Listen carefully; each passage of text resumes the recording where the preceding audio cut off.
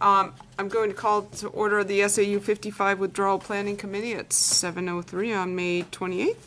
Mrs. Belcher, could you take the roll, please? Sabrina Alberg, Kim Farah, Here. John Hughes, Here. Barbara Kiska, Here. Earl Metzler, Mark Sherwood, Here. Jennifer Silva, Here. Karen Steele. Here. Thank you. If you could rise for the Pledge of Allegiance. I pledge allegiance to the flag of the United States of America and to the republic for which it stands, one nation, under God, indivisible, with liberty and justice for all. Does not appear anybody is out in our audience tonight, so I'm guessing there are no comments. I knew Miriam's at the recording. All right, so moving on to the review of the minutes.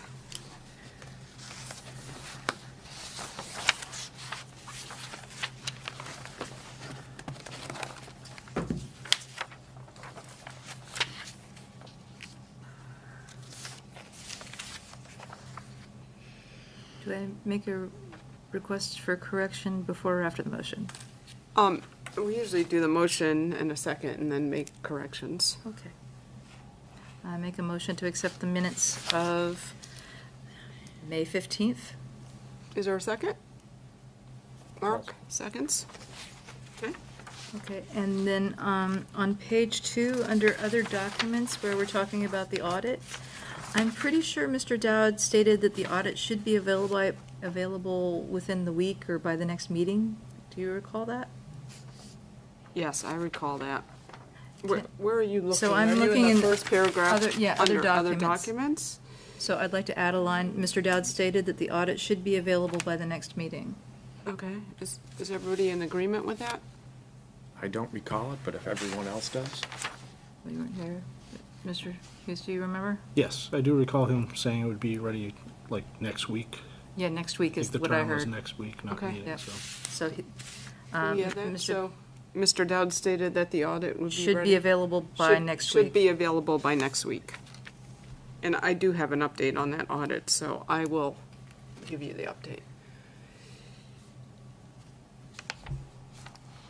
Are there any other changes to the minutes?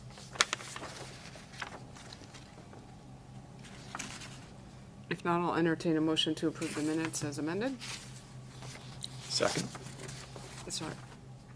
Hold on. There was a motion on the floor. I should not have asked for a motion. I'm asking for a vote. For vote. For a vote. Vote to approve the minutes. All in favor? 6-0. So it should be 501. 501. Somebody wasn't here. So I wasn't at the Steele was meeting. I not wasn't sure. present. I- Right, so you I would did listen to the abstain. meeting on video, so I wasn't sure if I was allowed to vote, but I can abstain, it's okay. I don't know. I think that you can still vote if you want. So choose. A lot of people abstain. But I'm sorry. is there a I have- Robert's rule on this? What? I have another correction. I'm really sorry. No, I that's don't know okay. how that's going to mess everybody up That's here. all right. We need to. Retake the vote. We're going to retake the vote anyway. Okay, the last part, withdrawal plan. Mm-hmm. Assignments to committee members were determined as followed. History and enrollment, Barbara, financial impact, Karen and John. Benefits of withdrawal, I thought that was just Sabrina, because Mark was working with me on the staffing, Yeah. Correct. Yeah. so. Thank you.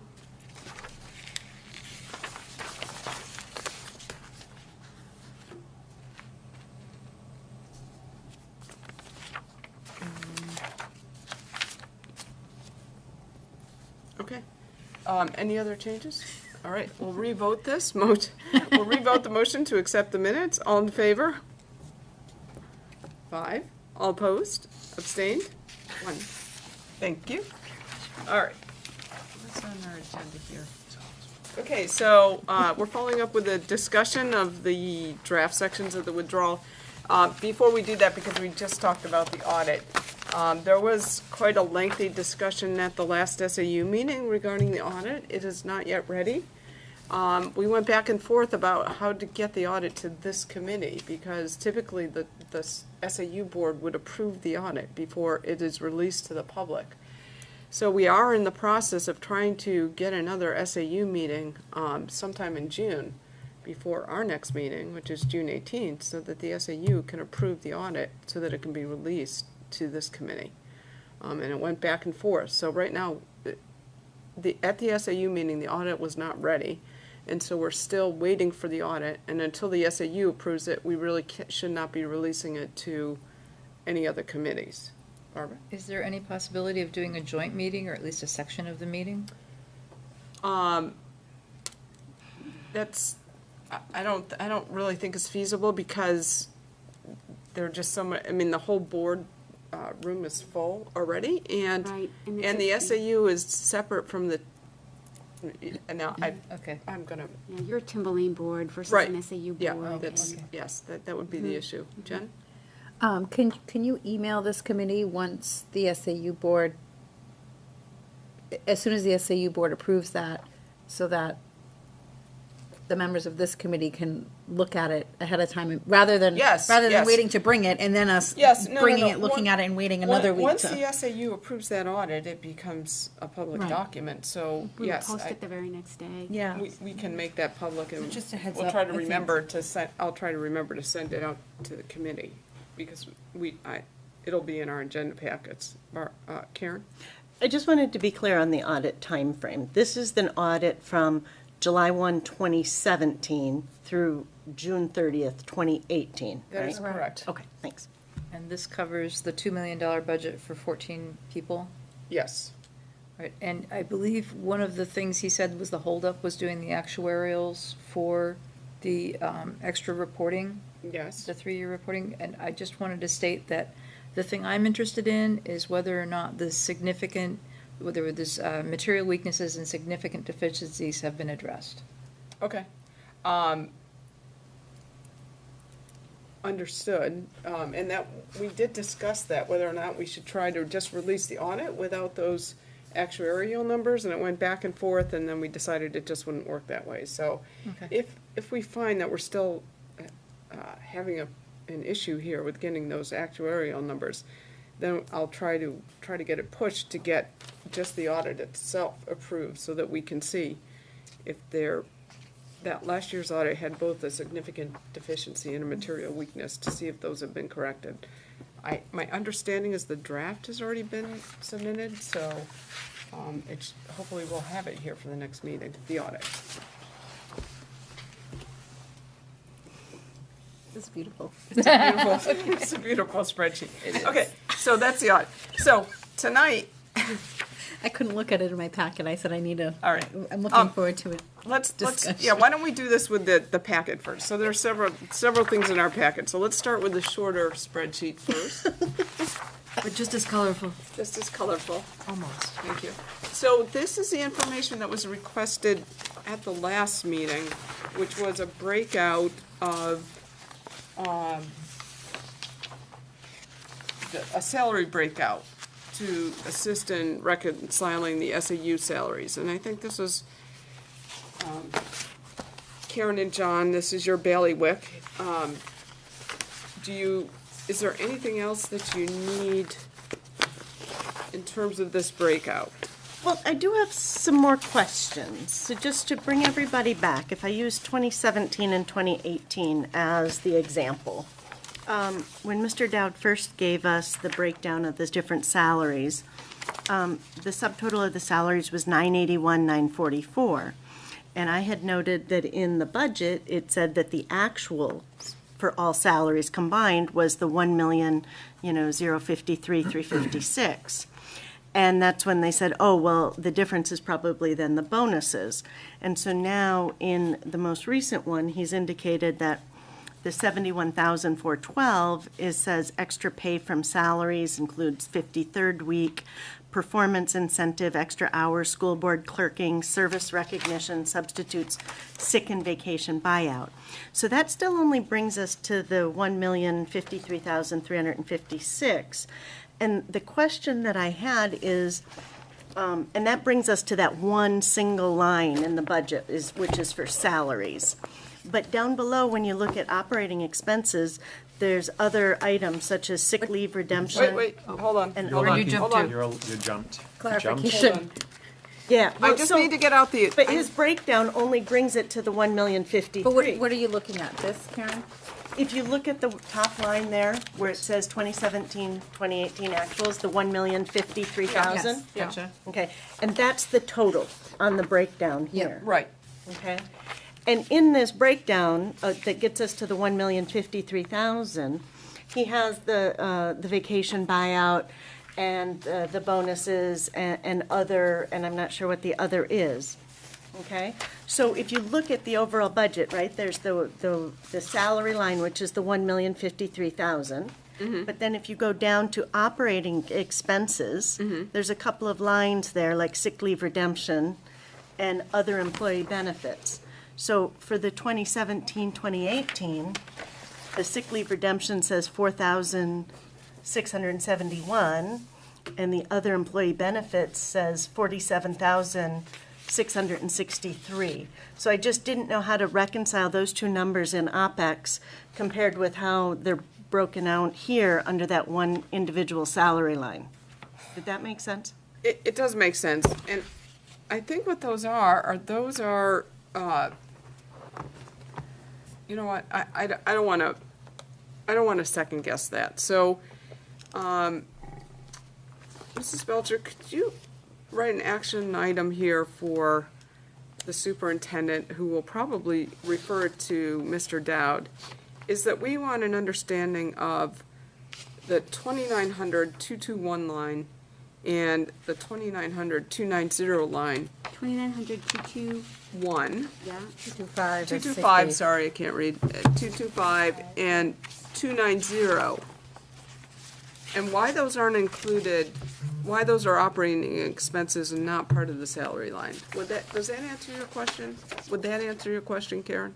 Yeah, it will help me because there's sick leave redemption and other employee benefits listed in both OpEx as well as the salaries, so it's confusing. Yes, yes, I see that. I see that. We have sick day buyouts there, and then we also, yeah, so it's odd that it's listed in both What's the places. difference between a sick leave redemption and a sick day buyout, Well, right? Well, yes, because it seems like if you have a line in the operating expense, that it would only exist there, not in both places. So it looks like we have those numbers in both places. But I'm sure there's an explanation. I think it's because these are not current year, they're being held as a liability, but I don't know. Okay, so I think we're clear on that. Any other questions on the information that we just received on this breakout? it would be nice to know what the other is. Yes, it would be nice to know what the other is. Could we ask that question too, please? Mrs. Belcher, that, you know where we're talking about on here? I'm talking about, The third column from the right-hand side of the page? So the 12,360 and the 8,979. Yeah, the total is 21,339. I don't know if that's constant. I guess Pretty, it's interesting because that didn't appear in 15-16. And it was only 2,500 in 16-17, but it's now jumped to 21,000 in 17-18. Yeah, that's a really good point. So it's, Can I just make a suggestion? Would it be helpful to know, like, above performance incentive, right? What line does that come out of? Extra hours, what budget line does that come out of? well, Would that be Those are all helpful in an coming- explanation? those are all coming out of the salary line. Yeah, there's just that one So single what's the- line for what's the- salaries. Which one is vacation buyout coming out of? According to this, everything, it's the Everything's coming out of the salary line. 1,053,000. 'Cause Okay, I see what you're saying. The 1 that total is million. 1,053,000. Yep, So all those have got to be coming out of that Yep. salary line. okay. All right, so let me just go back to the minutes. That removed the audit cost from the pro forma budget. That was not a big cost anyway, to provide the salary breakouts. the breakout of estimated cost for shared services, did we get that? Did not see that. So I guess we need to take that as an action item too. We're still missing the breakout for the costs, the estimated cost for the shared services. What those would look like if we were a standalone. That was the,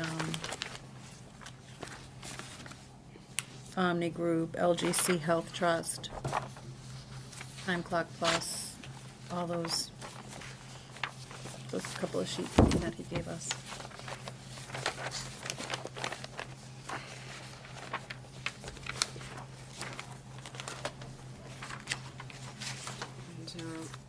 Okay. All right, any other questions on this? Then we can move on. So it looks like this is the salaries, but doesn't have the full cost because we still don't have the social security and several other things that are on, still in the OpEx, right? Yeah, we don't have the fully loaded, and I was going to ask for that as well, is to be able to understand how much we're paying for each employees for their health insurance as well as 401K retirement, because it'd be good to know what fully loaded employment is. Precisely. Don't know. Even if we just had the total. You do have the total on the. So, I guess so we can- if you look at I it, think we're asking for the total by person, which we don't see anywhere. right. So if you look at, and again, I'm just looking at the budget, you can look at, let me find the budget line for you.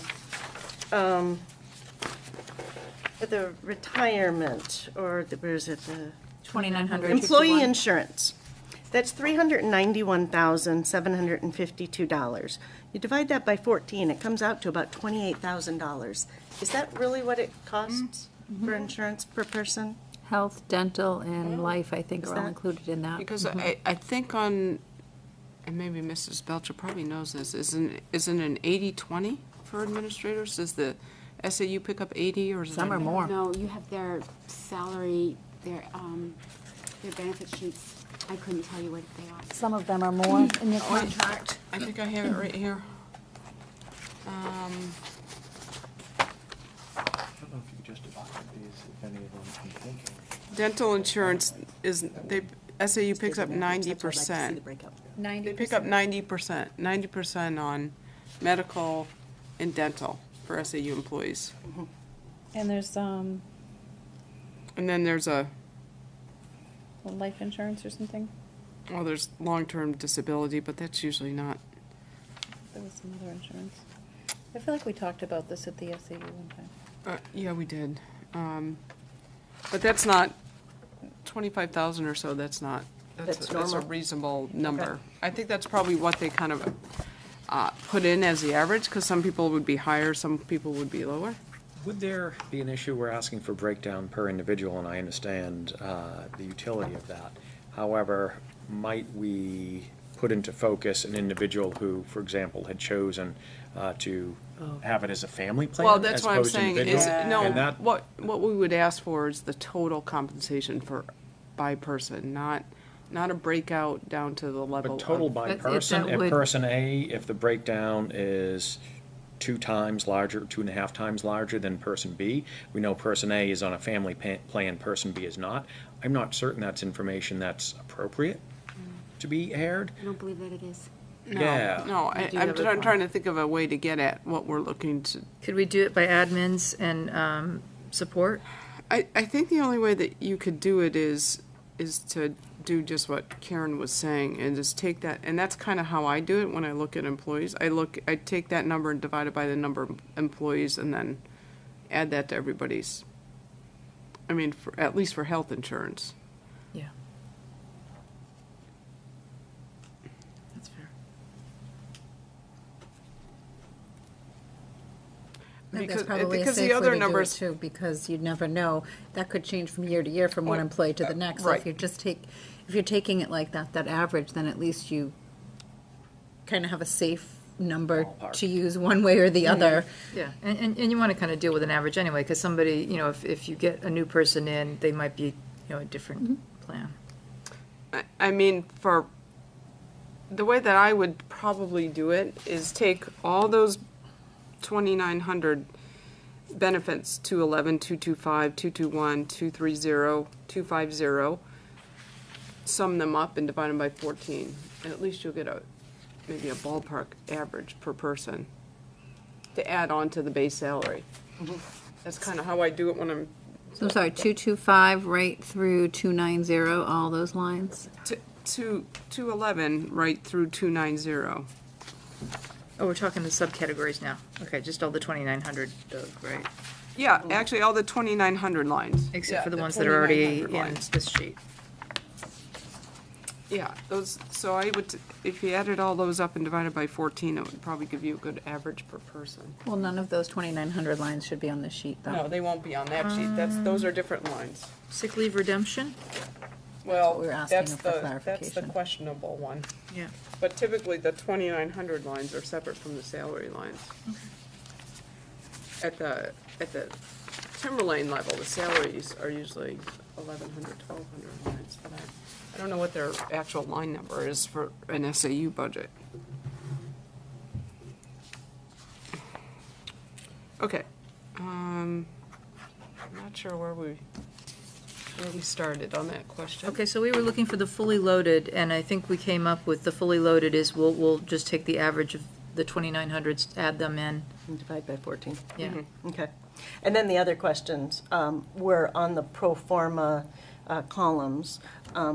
Some of them are zeroed out, and we were just looking for more explanation. Yes. Could we take that as another action item on the 2390 lines in the pro forma budget? It appears that 2390? 2390, telephone, postage, etc., that those lines are zeroed out, and we're not really sure why.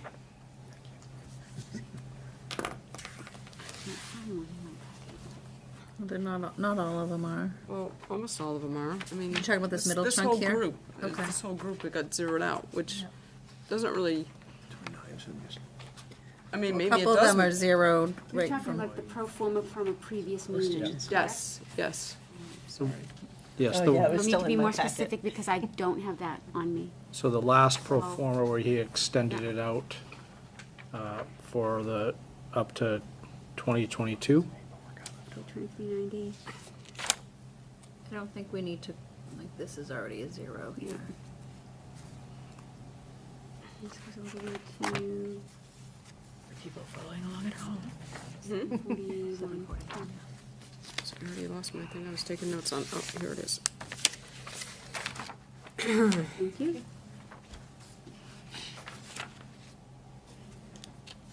Just curious.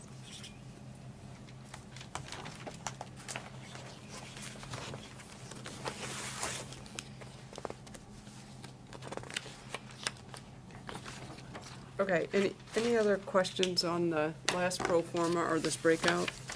I just wanted to say, on the one, once we get the fully loaded salaries, could we, there was a, jumping ahead a little bit, there was a chart in here with the SAU staffing, if we could use the fully loaded salaries from there and there, if that's okay, once they're approved. And then just maybe at the bottom of that chart, put an asterisk saying that what the assumption was. Yeah. Yeah, no, that's a great idea. This chart right here, the current staffing, these Oh, are yeah, just that the might- base might be. salaries, Yeah, but yeah. now we're gonna look at adding Sure. an average amount to each of these salaries and then just asterisk as a caveat to say this is an approximation based off of the budgeted number. Okay. Any other comments on that then? All right, so moving on to the packet that has Barbara's wonderful picture on the front. We are trying to. Just like that. We're just trying to, and so, just as a recap, at the last meeting, everybody was delegated tasks to do, including myself. And so now we're just trying to, I sent Kathy everybody's, or like 5 different documents, and I sent them forward. and then had her just put it together and it's kind of in an order so that we could take a look at it. So, and Barbara started a table of contents for her section, and then I had already had one that was more, it's kind of a longer one, so I could kind of synthesize how this was gonna be put together. Because at some point, somebody needs to bring it all together and make it, the language flow, so. So we're gonna try to move it forward into a form that's starting to look like a plan. So, if you flip this open, that was the first 7, 8, and we don't need to read through this all tonight, is the first 9 pages are the history of the SAU55 district. There's still a question on some of this. One question was, when did Hampstead start sending high school students to Pinkerton? I'm not sure. If we can find that answer, fine, but if we can't, we'll just say it was After 1962. after 1962. Page 6, 7, 8, look at enrollment data for 16-17. That was taken from the New Hampshire DOE website. Enrollment trends, pages 8 and 9, look at enrollment trends for Hampstead. And down in Hampstead. Yeah, well, yeah, sorry, I was looking at the header for, it moves into Hampstead's enrollment. And then, at the bottom of page 9, I think we'll have to, this is, and I asked Barbara about this earlier, because it doesn't have a heading on it that we need to State that that's state that Hampstead. that's Hampstead's, is this Hampstead's total enrollment? Yes, I believe so. Okay, Because 887 is the total enrollment, and that's, that includes elementary to high school? oh, wait a minute. I'm not Yeah. even sure we need to include Hampstead's enrollment in our withdrawal. to Well, be it doesn't hurt. That 887 students is what you're counting for the 2017-18? For Hampstead? No. That's not correct. It's not, okay. Well, I got it from there. Might There's a- not be, you may not have Pinkerton. Those are Hampstead students. I think what you had sent me was 850 for K through 8 and 1330 included K through 12. Yeah, So That's for this one- 2017 to That's gonna be K through 2018? yeah. So, yeah, the 800 is too low. Okay. That's about what our K through 8 was. Okay, so it's not including the preschool? No, I think maybe what you have might be K through 8. Okay.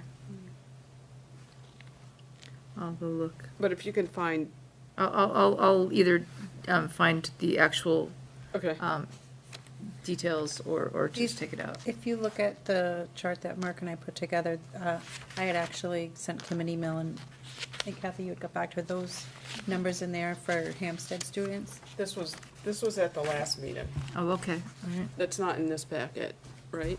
Yep. That chart? I think it is. Yeah, Oh, it's later on. further down. Yeah. Sorry.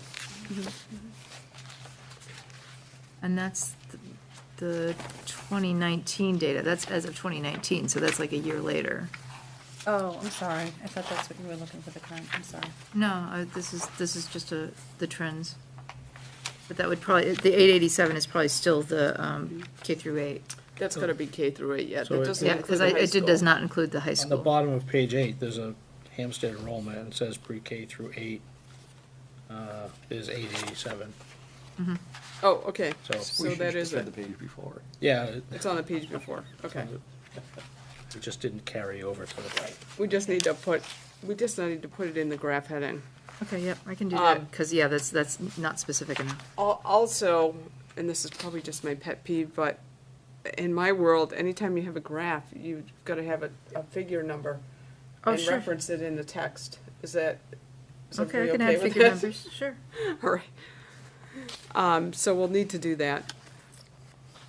So I would imagine that we're gonna have we're gonna have a table of contents, we're gonna have probably a list of figures and a list of tables. Yep. A lot of, and you'll see, I wrote part of the process. I'm trying to keep the report limited to text and put a lot of this supporting data into appendices, so that if people are reading it, then they can go back and refer to it. So I'm not sure if we're gonna wanna keep these graphs within the body of the text, or if we wanna move them into an appendix. We don't have to make that decision yet, but, It's easy enough to move around. For you, maybe. Not a problem. Barbara's an expert on Word, I guess. Okay, Are you You're so, talking about just having a brief blurb and then refer the actual to the, So gotcha. basically, everybody's going Right. down except Sandown, sort of. well, we could talk about it, and that way if somebody wanted to look at more detail on the trends, they could refer to the appendix, because it just makes it a little easier if you're just reading the text, and then if you want more, to go back to that.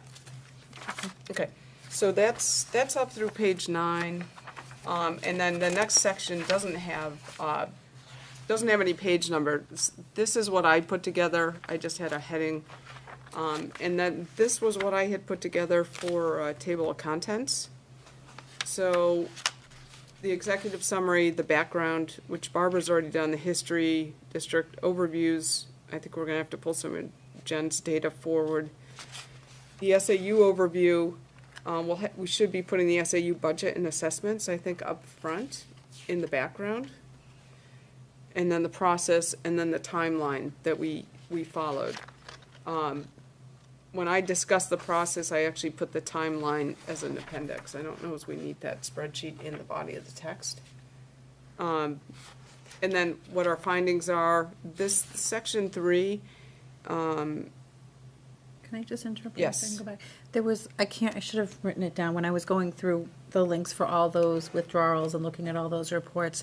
One of them had a timeline set up that I thought was nice. It was just like a one-page chart that had different dates and what was happening at different dates. It was just one page. Like a It was Gantt called chart. timeline and just spelled out. Horizontal graph, horizontal time graph.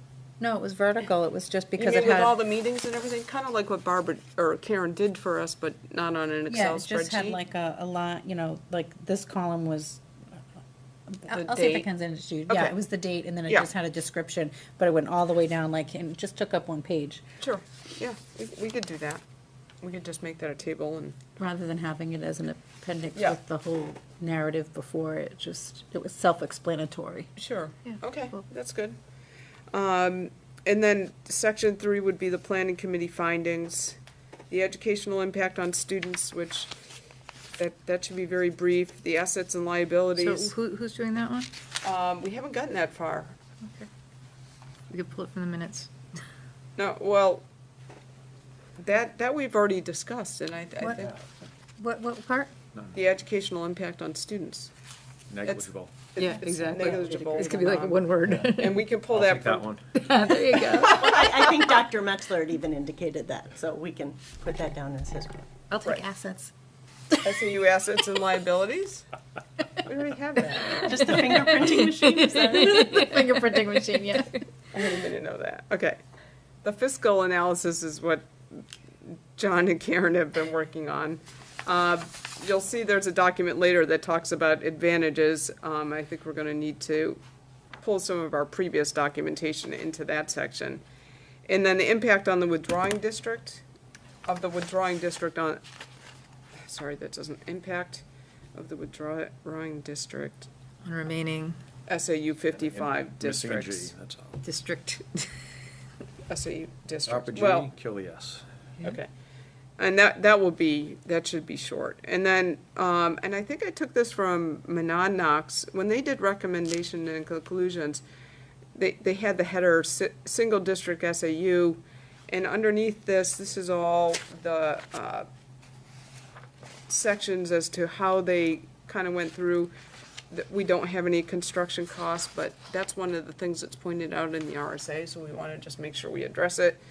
How we're gonna do policies, if we withdraw, what are we gonna do with policies? Are we gonna Adopt the old ones? adopt our old ones, or, so that was something that at least one withdrawal plan addressed. We have, I sent you a message that, I don't know if everybody wants to just make a note of this, the Goshen withdrawal. They had a section that clearly laid out each, section of what was prescribed by RSA.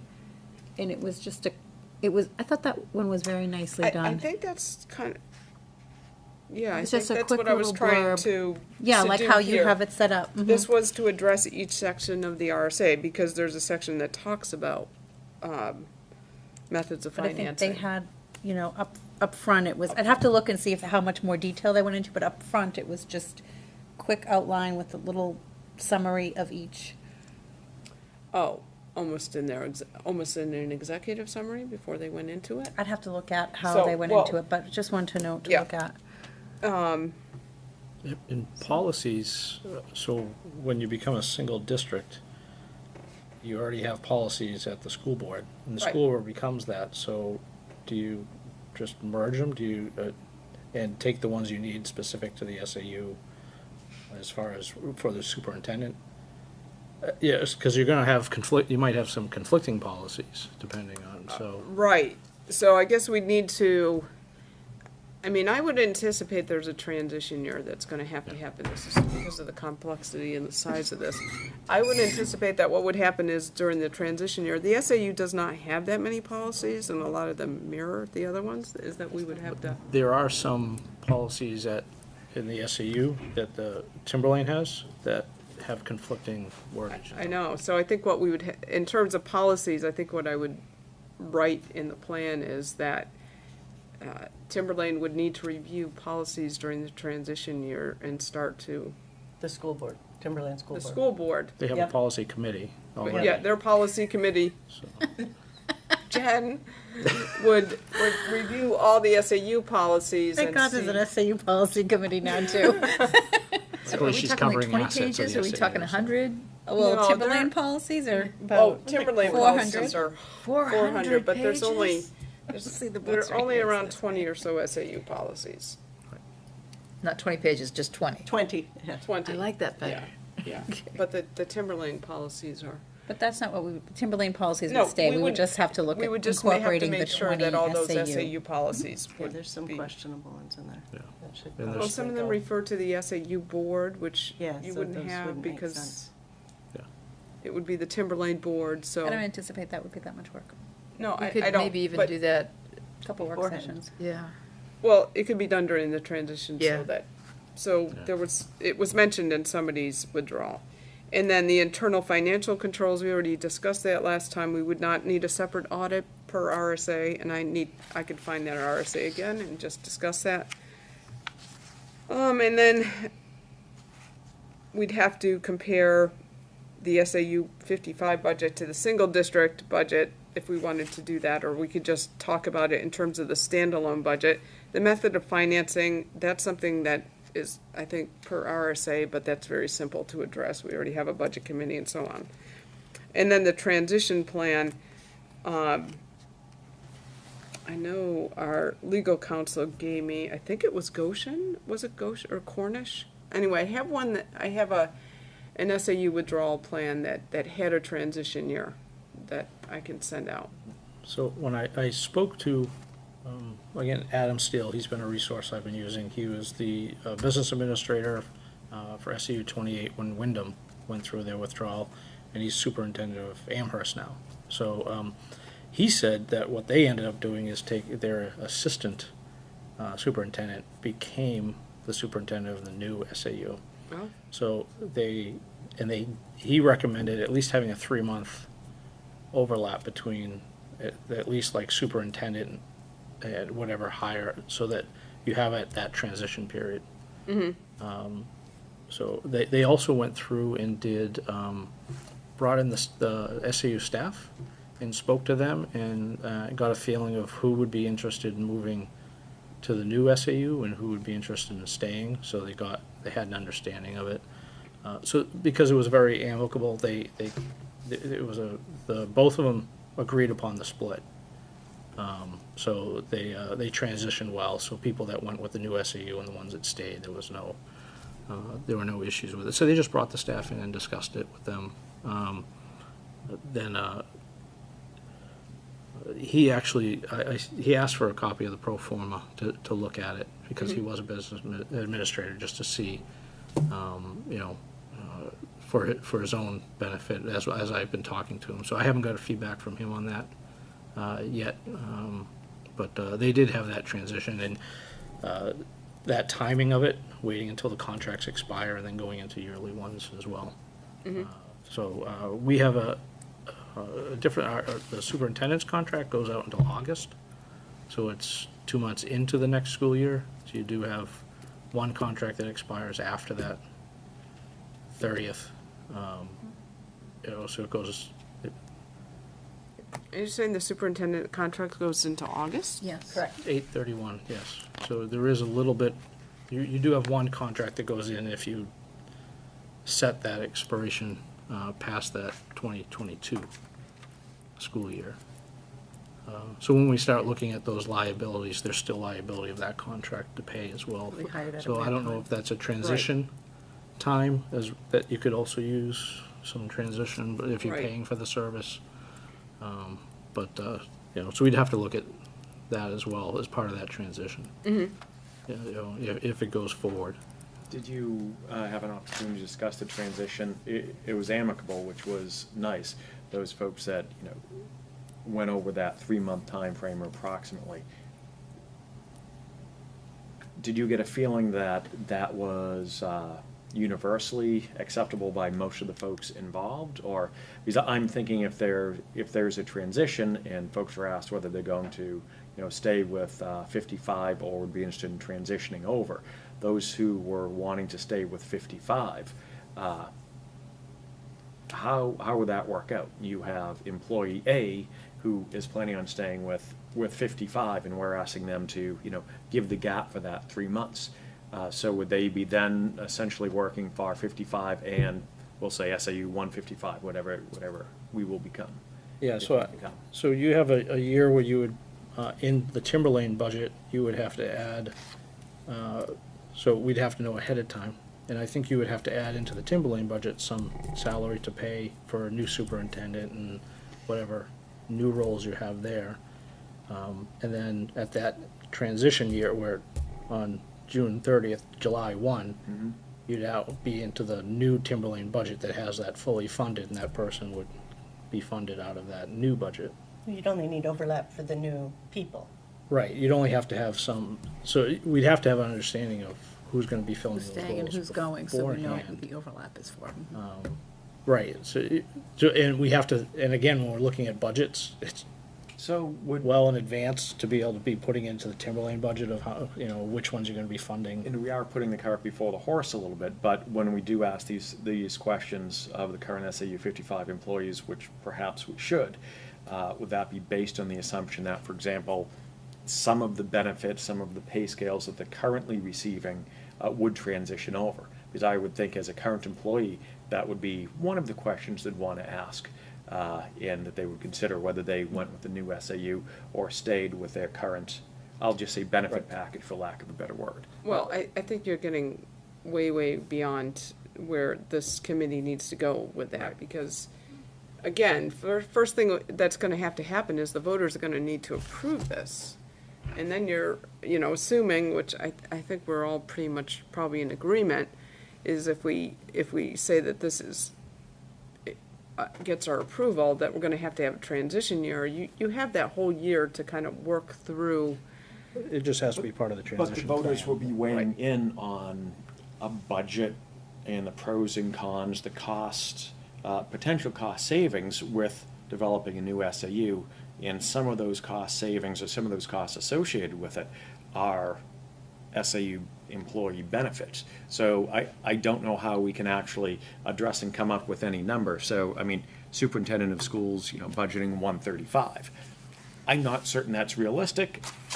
I'm thinking maybe it's not, but if we're talking about the other benefits, leaving, pushing that one aside for now, if we are talking about money savings with changing healthcare plans, et cetera, that is something that we need to address beforehand, because if that is a potential money savings, we see it with the new SAU, that's something we should put down now and talk, or that's a discussion that needs to take place. Otherwise, we don't know, and no current SAU employee would know whether they had transitioned over. Right, right, and the numbers that are in there are kind of a starting point, that because there's no way we're picking, we just kind of looked at numbers and just kind of, this is the average we're seeing. We also said, okay, when we're looking at the workload, there was a reduction possibly in the workload. So Yeah. some of those numbers transition, that doesn't mean that those are the numbers that are gonna be there, it was just to fill in the spot in our spreadsheet. Would it make more sense, and I think we are in agreement, that there's the potential for an increased efficiency? This is what Jen and I had spent a good deal of time talking about, and overlapping. But it seems to me that some of the positions, for example, I don't know of any other school district of our size that is paying a superintendent what is proposed here and wiping out the assistant superintendent line here. I don't think that's an accurate representation of what we will end up with. I'm sorry, where are you looking at what is proposed? We haven't got to the spreadsheet yet. Yeah. So. We already jumped Yeah. ahead. It would be the Wait. purple and green line is what he's referring to.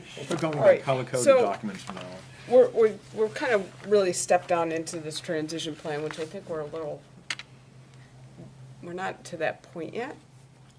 So maybe we can just, I understand what your questions are, and then we're gonna get to that spreadsheet where there's some assumptions made, but I kind of want to take a look here at, just keep on, this is kind of what we're looking at forming for a table of contents. And yes, we're gonna have to make some operating costs, FYXX, what those anticipated operating costs, and then the anticipated transition costs. And a lot of times you'll see that the costs will go up in that first transition year, and then it will come back down.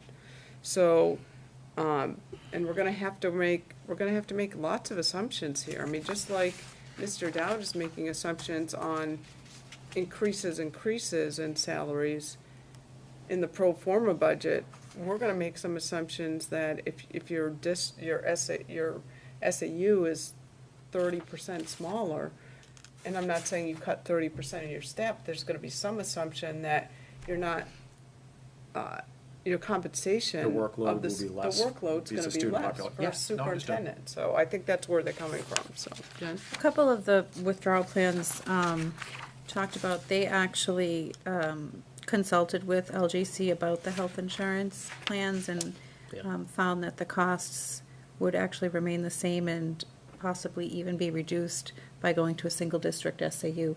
So it's not uncommon for these districts going through the withdrawal to consult with and invite them to come in to talk about what that would look like. Reduced per employee, or based on the assumption that there would be fewer employees? I'm not sure. There's fewer employees, that makes complete sense. I mean, that's, It could be the employees in question, though. Yeah, it says, so for this Monadnock specifically, this, and this is a quote from their study, the study committee was concerned about the impact of withdrawal on health insurance costs since the employees of the 3 districts with staff members and the SAU are currently part of a pool, and the increase in cost for health insurance was expected to increase by 23% during the 2010-2011 school year. After consulting with LGC, the committee found that the cost would remain the same or actually be reduced as a single district SAU. So I don't know, doesn't say why, though.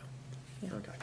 but Well, I the guess point being, we'll- they yeah. actually brought them in and had that conversation. Which may be beneficial. Okay, so moving on after this draft table of contents that. Just one other Yep. thing on the transition Yep. plan. There has been mention that Hampstead is working on a transition plan, and I don't know if we should reference that. No. Okay.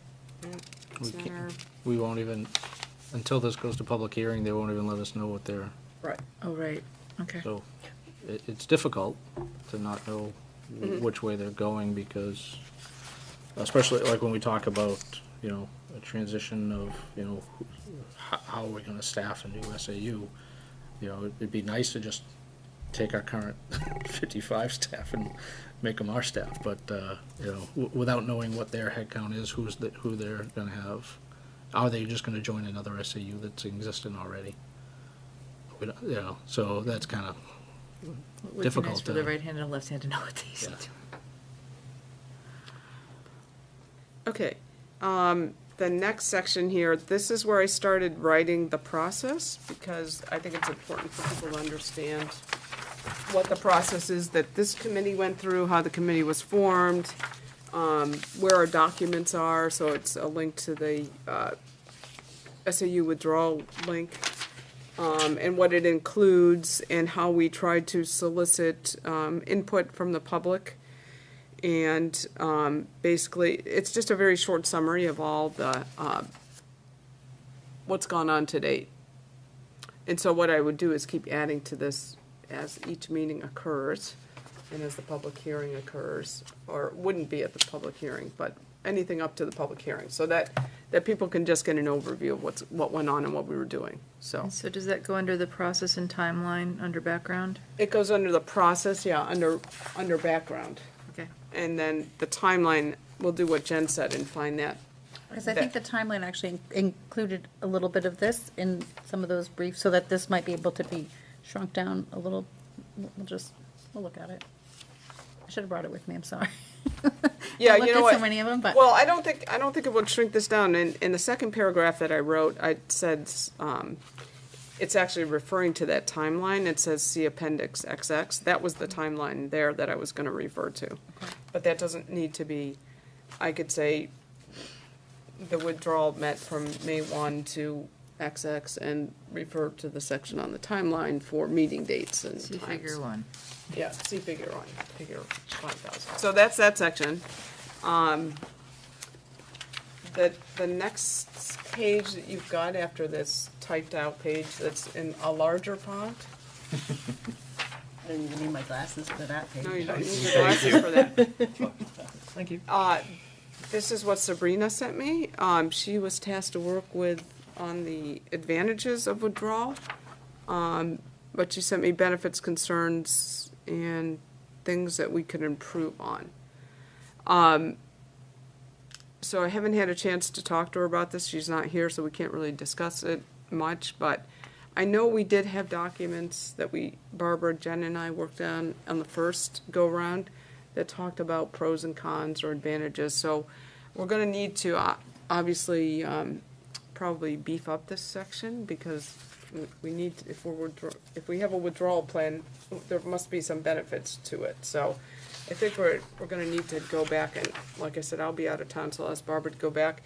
Is that we're going to need to go back to some of our original documents, and I do have a couple other advantages that were brought to my attention too that I think we could add. One of them being, with less schools, the superintendent can get around to all the schools easier. That was noted in somebody else's plan. I was just going to say, when I went through this week and looked at the links that we got at that first meeting of some withdrawal plans to look at, and made some notes on. I made a couple copies of that. You did good. I sent it to Kim later today, just my notes that I had made on each plan, that if you read through it, there definitely were some themes that emerged from district to district. Just some interesting points that they noted as they went through the process of benefits to withdrawing, some things that they saw as potential cons to withdrawing, and not all of them actually withdrew. Some of them recommended not to withdraw. Some of them recommended to withdraw, but then the voters voted not to withdraw. Some of them did withdraw, so it was a good mix. So I think if you want, I can share that, but I didn't get it in time to put it in with tonight's. Mm-hmm. And so that's kind of a consolidation of all the different ones, or that's? Let's Yeah, each one I'll list just- it out. I've only got 2 copies, so I'll That'd be pass it down and beneficial, then. if nothing else, to help streamline our thought process and fill in any gaps that we're missing. Well, for one example, so Cornish looked at joining Plainfield, and this was an emerging theme that I saw as I read through them. They decided not to join another SAU because when they approached SAU32 about joining them, SAU32 is a single district SAU, and they said, we're not really interested because, and their rationale was SAU32 would have to move away from a single district SAU, which required one board, one budget, one audit, and one set of financial administrative reports to DRA. If they allowed Cornish to join, they would then be required to have 3 boards, 3 budgets, 3 audits, 2 sets of financial administrative reports to DRA. So it's kind of, the reverse of so I found that interesting. So, anyway, could you send that to Kathy so that she can send it out Sure. to everybody? I can give you a copy now if you want, but I don't. Sure. It was a I can Google just scan Doc, it in. so Yeah. I And you want this to be, you want me to put this, send this to all the, yeah, I guess to all the board members, right? And then I guess we should post it too, since you're right, I mean, I'm okay, if you guys wanna see it before we post it, would that be helpful, or? I'm just glancing through, it looked fine. I can't see any reason why we wouldn't. I'm good. You Okay. can post You didn't it say now. anything nasty about anybody, right? a lot of it's No. quotes from other, just. No, I it's pulled some quotes from pulled a lot of other, quotes and- But I think it's interesting what you said about Cornish and that, you know, they've already identified all the benefits of being a single district SAU and they did not want to go away from that, so. And then I Very think there were a couple quotes in here that referred to where people had gone to districts that had withdrawn and were now single district SAUs, and there were no negatives. They No. were all happy they did it and would never want to go back, so. Like you talked about, the theme about having, staff 100% dedicated to their single district, that came up over and over and over again. More accessibility and accountability with the superintendent services, that was another theme that continued to emerge. So this will be good, this and the other document to add to the mix here as we move this plan forward and come up with advantages and disadvantages. So the last section here On that's. that one, Yep. if I might. Since you guys are on the board and you're already on the budget, I mean, those are really good points. Can you put time value on that? I know we had talked before, Kim, about like how many meetings you're at, because you're at the school board meeting, and then you're at the SAU board meeting, and the number of hours you put into meetings per month. Is there some way we can also quantify that? Is how much less effort it is on our volunteers, or how much time it is to put together one budget versus 3 budgets, or I only do That one. was, you only do the one? that was noted in Hinsdale. They noted benefits beyond the singular focus to Hinsdale was more productive SAU meetings, if streamlined to a single SAU, autonomy and decision-making, undivided attention of leaders, without, and this is quotes, distractions and demands of other districts, more visibility of the business manager with better tracking of AP/AR, a streamlined budget process, more timely attention and priority to facilities needs, and more streamlined communication. It's an awesome list. I was just wondering if, in addition to that, we could quantify that. You know, like how much more time does it take to have all of these different board meetings, et cetera? I'm not Right. sure. I mean, we could put something in there, I don't know. I don't know if there's value. I mean, I look to you guys. We'll just. Will it be more simpler than- enticing for people to run if they don't have to serve on 2 boards? I don't know. Yes, it would. And again, you've got duplication. I mean, you do have duplication. Right now, we now have 2 policy committees, and, you know, it's tough, because then you're asking the same group of people to do yet another. And then you end up with, say, not that last year I was on strategic planning committee, so you just have, it's not just one meeting, or the SAU, but it's multiple, so. I think that it's a good point, and it should be in there somewhere, so we'll make sure it gets in there. So the next section is superintendent services, which starts with the RSA 194C:4, and Jen and Mark worked on this section, so I'm gonna let Jen and Mark speak to this section. The first page is just the RSA that outlines superintendent services and what we are obligated to provide. The next page, we put together information that as I said, I had asked Kim to get from the SAU about number of students, professional staff, support staff, and to look at the ratios there.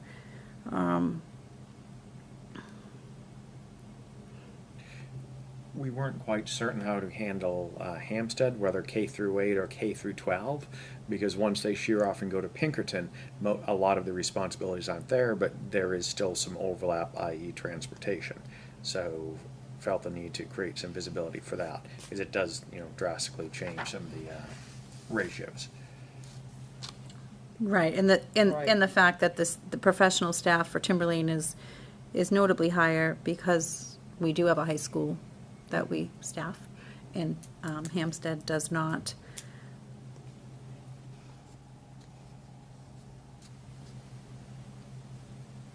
So, Just trying to read through this. well, I'm just trying to look at this table and think it through, though. So you're taking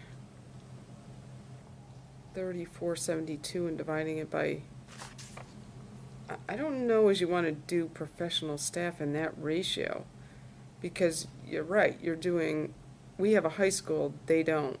Mm-hmm.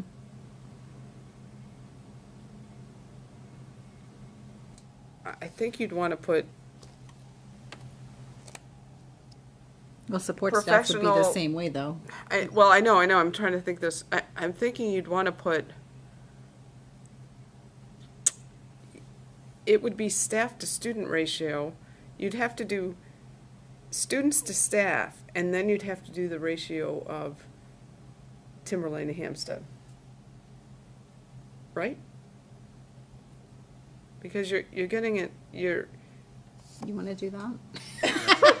I want to make sure that makes sense to everybody first, because you're saying we have 4 times as many staff. But we know that we're about an 80-20 or 77-23, right? So the numbers don't deviate that much. So I guess They what is really the, don't. so what is the objective? What's the story you're trying to tell with this So, chart? not necessarily a story, but so this was one of the early questions, where are the resources going compared to student populations? It doesn't tell much of a compelling story, which in itself may be a story, so maybe it's a moot point. But that was something that I think we were asked to look at. So the numbers are not out of whack for our student populations, Hampstead versus the Timberlane. This just shows it's kind of vanilla, and it's not. In my mind, when I looked at that, and when you go on to look at current SAU staffing and potential SAU staffing, when you're looking at the business office and the capacity of, say, payroll, HR, things like that, you can see how much that's going to go down if we're not having to service 182 employees. Right, and so maybe goes into what our initial assumptions were as far as reducing things, line items on the budget by 25%, just again, to get to a feasibility to understand, is it a cost savings, is it, cost more, and then obviously the actual transition plan. Yeah, I don't think you can do 25% less students, 25% less work. It doesn't There's work. fixed cost and variable cost, right? That's exactly it. Payroll still needs to be done. You could cut it by 99%, but guess what? It's not going to cut the workload by 99% of the person doing payroll, Right. even if it's only for one person. Well, I just calculated the number that I was trying to get at here. It's kind of interesting. So if you take the total number of Timberlane students and divide it by the total staff, that ratio is 5.15. If you take the total number of Hampstead students in K through 8, right, and divide it by the total staff, right, that would be the total staff in Hampstead K through 8, that ratio is 4.67. Which in my mind is a pretty significant difference of the students. But we to also staff. have high school where you are more, Well, you have more what? as far as, okay, let me. Were you using the 850 number for Hampstead? I used 850 divided by 182, and for Timberlane, I used 3472 So she's divided only by using the 674. K through 8 students. She's only using, okay. I'm trying to so- normalize it, basically. Yeah, so we That need was to. the word I missed. Would I'm need, trying would need to it. normalize it with K through 8 from Timberlane as well, because high school, there is more intensive, you have more specialized classes, there are more offerings, so I'm trying to think whether the additional AP classes, Latin classes, stuff like that, which would not be offered in the lower grades, would increase the ratio, or rather decrease the ratio of students to staff. Our ratio has increased students to staff over Hampstead's. He's saying, is it Correct. increased because of the high Correct. school programs that we offer? Because the workload in the special, you don't have Latin classes, you don't have AP classes, chemistry classes, et cetera. You will have fewer offerings. Therefore, there's, looking at it economically, there's more efficient use of resources because they're not as spread out. You have fewer kids in an AP Chem class in high school than you do in, Intro to Biology in 8th grade. But basically, So it our seems you'd high have- school stuff isn't gonna change because Oh, we still agreed. have the same students and same Agreed. teachers. Agreed. No, I was addressing why the numbers are different between The ratios, yeah. Timberlane and Hampstead, why the ratios are different. Right. Yeah, so if we broke out elementary and elementary, it would I'm be sure more they're apples and pretty- apples. I'm sure it would be. Okay. Well, that's an interesting, anyway, we can leave it as it is for now. I think it could be. She thinks it's worthless. Huh? It's okay. But also on this page, I think we need to make sure that this is also speaking to history, that we make sure we have all the historical data in the same area. So that just needs to be I think this data probably needs to go into, if we're looking at table of contents, that probably would be moved to district overviews. Okay. In the background. Oh, that's fine. I can put it Okay. there. All right, So then, all right, so moving on, the next page is the current SAU staffing with just a few notes about each position from the job description that we had, okay. just to highlight maybe some of the overlaps. On the back of that, the Timberlane School District has a whole another group of administrative type services that are not shared with Hampstead, but continue to provide what we need as far as superintendent services. And then those positions are in italics there. So this goes back to the whole discussion we had last time as to how many SAU staff different SAUs have, and Yep. you can't really, you can't just look at the SAU staff, you've got to look at the SAU staff and that first level of top-tier administrators. And what Mark and I talked a lot about too was, it's difficult to look at the other districts compared to our, sure you can look at them by numbers, but it's more helpful to look at it by job functions, because everybody, can be called something different. It doesn't really matter what the title of your job is. It matters what the job function is that you're performing, and we're looking at how can Timberlane best meet the needs of a single district SAU and provide for all the services it's required to under law. And I think what you two looked at with the financial impact piece of it was some consolidation. I think that's what Mark and I looked at too, was some consolidation. We looked at it more from a point of job function, I think, and kind of left most of the titles, if you will, as they are. One that we looked at adding in was accountant. There were a few districts that had an actual accountant, and we know, based on the information that we have, that there's some thing missing in the business office to support Timberlane. The other, I thought, notable piece, or a couple notable pieces, some districts identified their assistant superintendent by function, not just an assistant superintendent, but they based it on what the needs of the district were. Some districts chose to focus on curriculum and assessment. Here in Timberlane, we have positions. I actually think, personally, I think that's an area that we're very strong in. We have people doing a lot of that work. So would we need an assistant superintendent for curriculum and assessment? And to Mark's point, well, not many districts our size don't have an assistant superintendent. Okay, so if we think it's beneficial to keep an assistant superintendent, maybe that function is better suited for facilities and finance. So just trying to look at what the responsibilities are.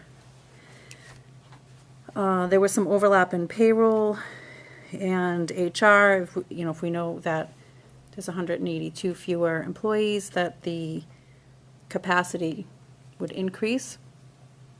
There was also some note, when I went through, Hampstead actually did look at withdrawing at one point, or a couple times, but in 2002, there was an actual plan that they had developed. I think it was a consulting group that put that plan together. And in that plan, they had talked about exactly what you said, John, that taking the assistant superintendent with them and making that person the superintendent for Hampstead. Because in 2002, they identified that the assistant superintendent, 80 to 90% of that workload was dedicated to Hampstead. So it would make sense to move that person over and promote them up to superintendent. And then we looked at, there were some meeting minutes from Hampstead as recent as 2015 that said, pretty much reiterated the same thing when the superintendent talked about her role, stating although Hampstead pays 23% of the bill, they get 80 to 90% of my time. So that seemed to be a reoccurring theme from 2002 forward. So this is quoted from the Hampstead School Board meeting minutes. Right, and then there was a link there to that 2002 withdrawal plan. It's Okay. a couple times it came up. So I wonder what.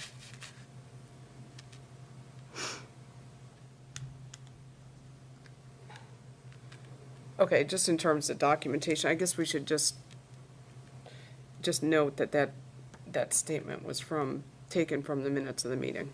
So, as far back as 2002 and most currently in 2015, it appears that the assistant superintendent devotes the majority of their time to Hampstead.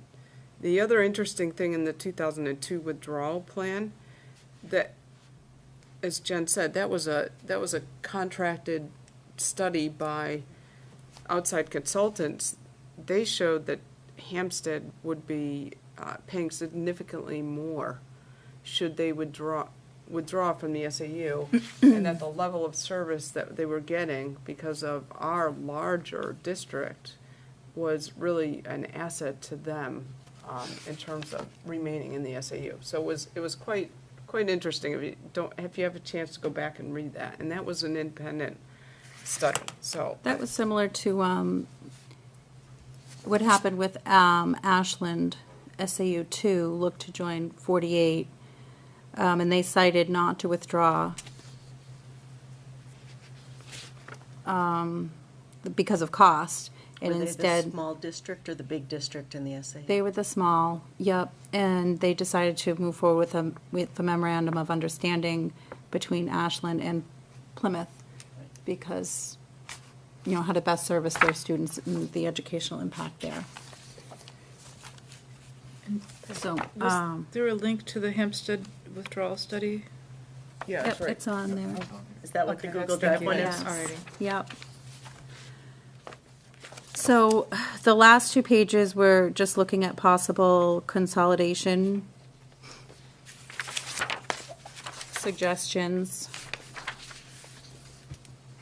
Okay, so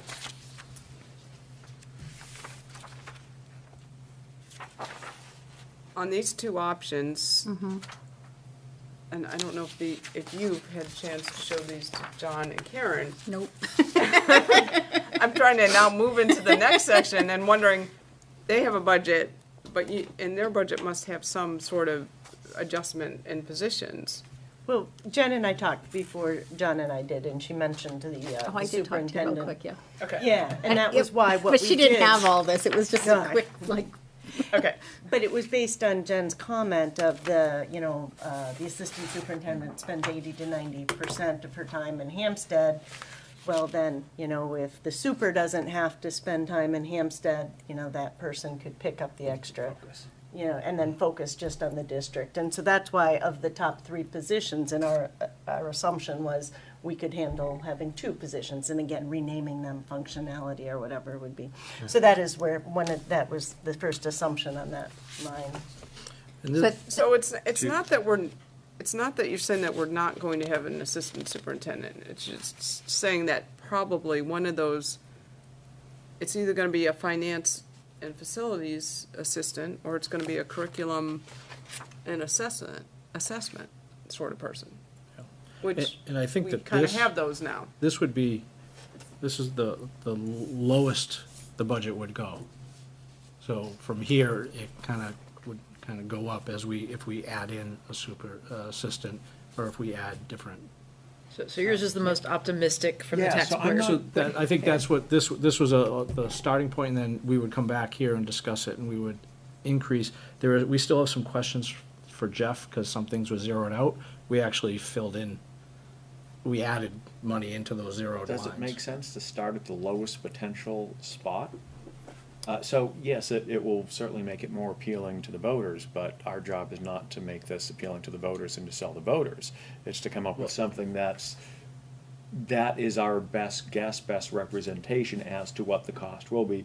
And I think there's an accepted assumption that it will be higher the first year, but what are the tertiary benefits after that rolling forward? In starting at the low ball and trying to work our way up, I'm not certain that's what we want to do, rather than look at what other districts our size that are currently functioning as single, and it's tough to do, based on the mass, with our geography. But I don't know whether starting, at ground zero and trying to work our way up is the most realistic representation of where we will end up. Right, Well- and that was just for this committee to work on. It's not for the vote, to give this low number to the voters to influence a vote. It's for this committee to come, because we didn't have any of the input from you and Jen on Yeah, what these. yeah. I was going to say, you guys are at a bit of a disadvantage Yeah, because you're no. tasked with, looking at the financial impact without really having a That's true. discussion about how we think. And I That's true. think we need, before we kind of say that you've lowballed it, we need to look at what these 2 options are and see what you have in yours, because you may be higher than actually based on this staffing. So I think we And need again, a I don't have little the benefit explanation of of this chewing on this first. for a long time. We're all just looking at this for the first time. I'm just looking at, okay, what's the average superintendent on any district over 1,000, students? I'm like, wow, that seems a little bit low, especially considering we're bordering Massachusetts.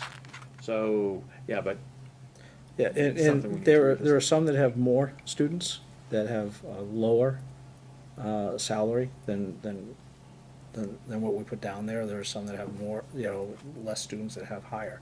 So it's tough to normalize that across the state as well. And So just to Mr. Sherwood's point, so Mr. Dowd came in with the maximum budget, and these guys are coming in with a low budget, and I think that's a reasonable thing. We're bracketing it, and then we'll work our way. I don't think Mr. Dow came in at the maximum. Well, It he was said, certainly he pretty higher. much said that, didn't he? I pretty was much, making- where do you see that he didn't max out something? Let me ask that question. Okay, assumptions with healthcare, for example. He didn't max that out. Yeah, I don't know if Why he- do you say that he so, didn't max that out? What do you? Because it was a very linear assumption that he was making based on prior year increases. But he assumed the same number of employees, even though there's a reduction of 20%, right? Because, yeah, understood. It was certainly a conservative estimate, but I think it would have been inappropriate for him if he were to have taken some employees out of that and said, okay, my assumption is you're going to let the following positions go. He wasn't charged with that. He wasn't asked to do that. It would have been inappropriate for him to do that. But he actually added a position in. So why was that What appropriate? position's that? He added a Facilities facilities director. For person in. 90,000. Hasn't there been talk about adding one on? No? Not at our there board. is a position in Timberland. There is a position in Yes. It's Timberlane. unfilled, right? Right, Why so would- there's an unfilled position right now, so. We do? That's my understanding. Yeah. So that's why he added it in. So that's a maximizing assumption right there, because you're now gonna say that we have a full-time No, position. no, Yes, you that's- are. that's- Within the SAU budget and adding another one That's in. not what I'm saying. Well, that's what what Mr. Mr. Dowd said. There's an unfilled position. Should Are he we have actively ignored that? recruiting for that Should position? he have not filled in that position or not made the assumption that this open position may be filled at some point in time? Well, if you're gonna make that assumption, you better make that assumption on any other unfilled positions within the Timberlane budget. Why was it just Agreed. that one position? We've got I think he got probably many should have. unfilled positions in the Timberlane budget. Well, then those are potential liabilities. And again, you know, getting into why you put it in and not, I cannot defend because I do not know what Mr. Dow was thinking in his train of thought. It seemed a logical inclusion for him to make. I think the disconnect was that the business operations coordinator that's in the SAU budget is performing that function right now. So, and that position was included moving forward in the pro forma, and then we added almost a redundant facilities person in there. And I think we requested that be taken out of the pro forma, but it was still in on the next revision. So Okay. I think as a board, we discussed it and was asked to remove that facilities piece as well. And if that role is that- already being fulfilled, then that indeed does make sense. Right.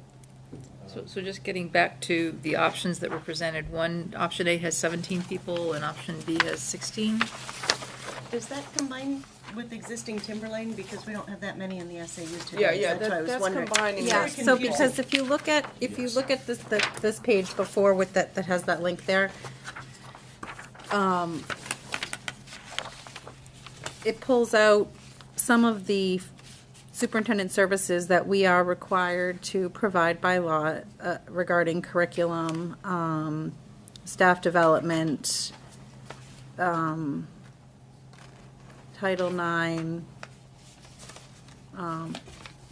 those sections C, D, M. In those positions below are Timberlane-only positions that we currently have. So right now, Timberlane and Hampstead don't share curriculum people. Right. They have their own curriculum people. But if we move to a single district SAU, we're still going to have to provide for curriculum. So option A, if you look, it has director of curriculum, professional learning, assessment, accountability, those things that we already have. Option B looks at, okay, do you start to look at a consolidation and move some of that? Are those assistant superintendent functions? I think it would be helpful, at least for me, to help, again, you understand it so much better because you're on the board. It would be helpful to understand what we have in Timberlane and what we have in SAU, and then what would be the marriage. We got that or- last time. Jen had done a Because by breakdown. combining it like this, it's very confusing. We've got 14 people in the SAU today, and now you're listing 17. That looks like we're adding people. So it's just, What you wanted, In the previous packet. in the but I previous like the packet, which functionality. of course I can't part. find. Well, if you Piece of combine, paper. Karen, if you combine these positions right here with the page before, that's what we currently have. Oh, here it is. Show that. Oh, well, this So is that's- showing the breakdowns for her. I think John Yeah, so you has it said- now. Yep, And then she took single districts. okay. And showed these positions are all as part of the single, but where they match up with what we have for our single one. Okay, So this is what we have at Timberland, and this is the SAU. These are all. right. So it is confusing when we try to. So to say that you're not going to have an assistant superintendent, say in this budget, I think it's kind of a misnomer because you're going to probably take somebody from that Timberlane that's fulfilling that function and kind of bring them into that position. Right, we were just doing it from a numbers Yeah, perspective, you're just right? doing it. And I don't think there's anything wrong with that because I think ultimately you're looking at either 18 or 17. And what's the sum from last time? Wasn't it How many 20? are in? I'm wondering if when They looking have at numbers right there. the cost, 6, 7, so 21. the cost analysis of it, 21 right? down to Are we 7. better off looking at the Timberlane Regional School District budget which includes our portion of the SAU budget. Just thinking out loud, I might not be going down a good path here. I don't think you're going down a good path. No, don't. No, we can't do it that way, Okay. no. I haven't seen a withdrawal plan that, no. Okay. No, we don't want to do that. It would be way too confusing for anybody looking at it. So we're doing our requirements, and then we're figuring out how are we gonna fill those requirements, right? All right. I think we need to stick with, I think this is good in terms of staffing a plan, and we have to keep with, we're gonna either have option A or option B. I'm not sure which one. Or maybe some combination, I mean. Combination Some thereof. That doesn't come up with That's option straw C and D. But we can use this as the basis for this budget. And we discussed that there would be some functions that would be, currently filled by people in Timberlane now, that there might be some overlap of some functions, or some things could be moved around. Well, how do you reflect, how would you reflect, okay, so let's just pretend that we say, okay, we want an assistant superintendent charged with, curriculum and assessment. But we Yeah, are okay. already budgeting for that, you know what I'm saying, right? I So think, how do you frankly, reflect that increase, decrease? Frankly, I think what you're gonna have to do is say that the assistant superintendent, by both studies and comments made publicly, is really a Hampstead assistant superintendent for all intents and purposes, and that we need to reflect that by taking it out of the SAU budget, and we will have an assistant superintendent, but that position will be taken out of the current Timberlane budget. I think that's how you've got to address that. So what you're saying, just put it in a different word, because I can see Confused. Mark's eyebrows getting all twisted over there. I'm digesting it, Yeah, that's all. so I think what you're saying more is ways than the assistant superintendent functions will be, will come out of existing Timberlane Funds. positions that we are already paying for. So they'll grow the positions. So the position, the current Timberlane positions will be expanded. Or retitled.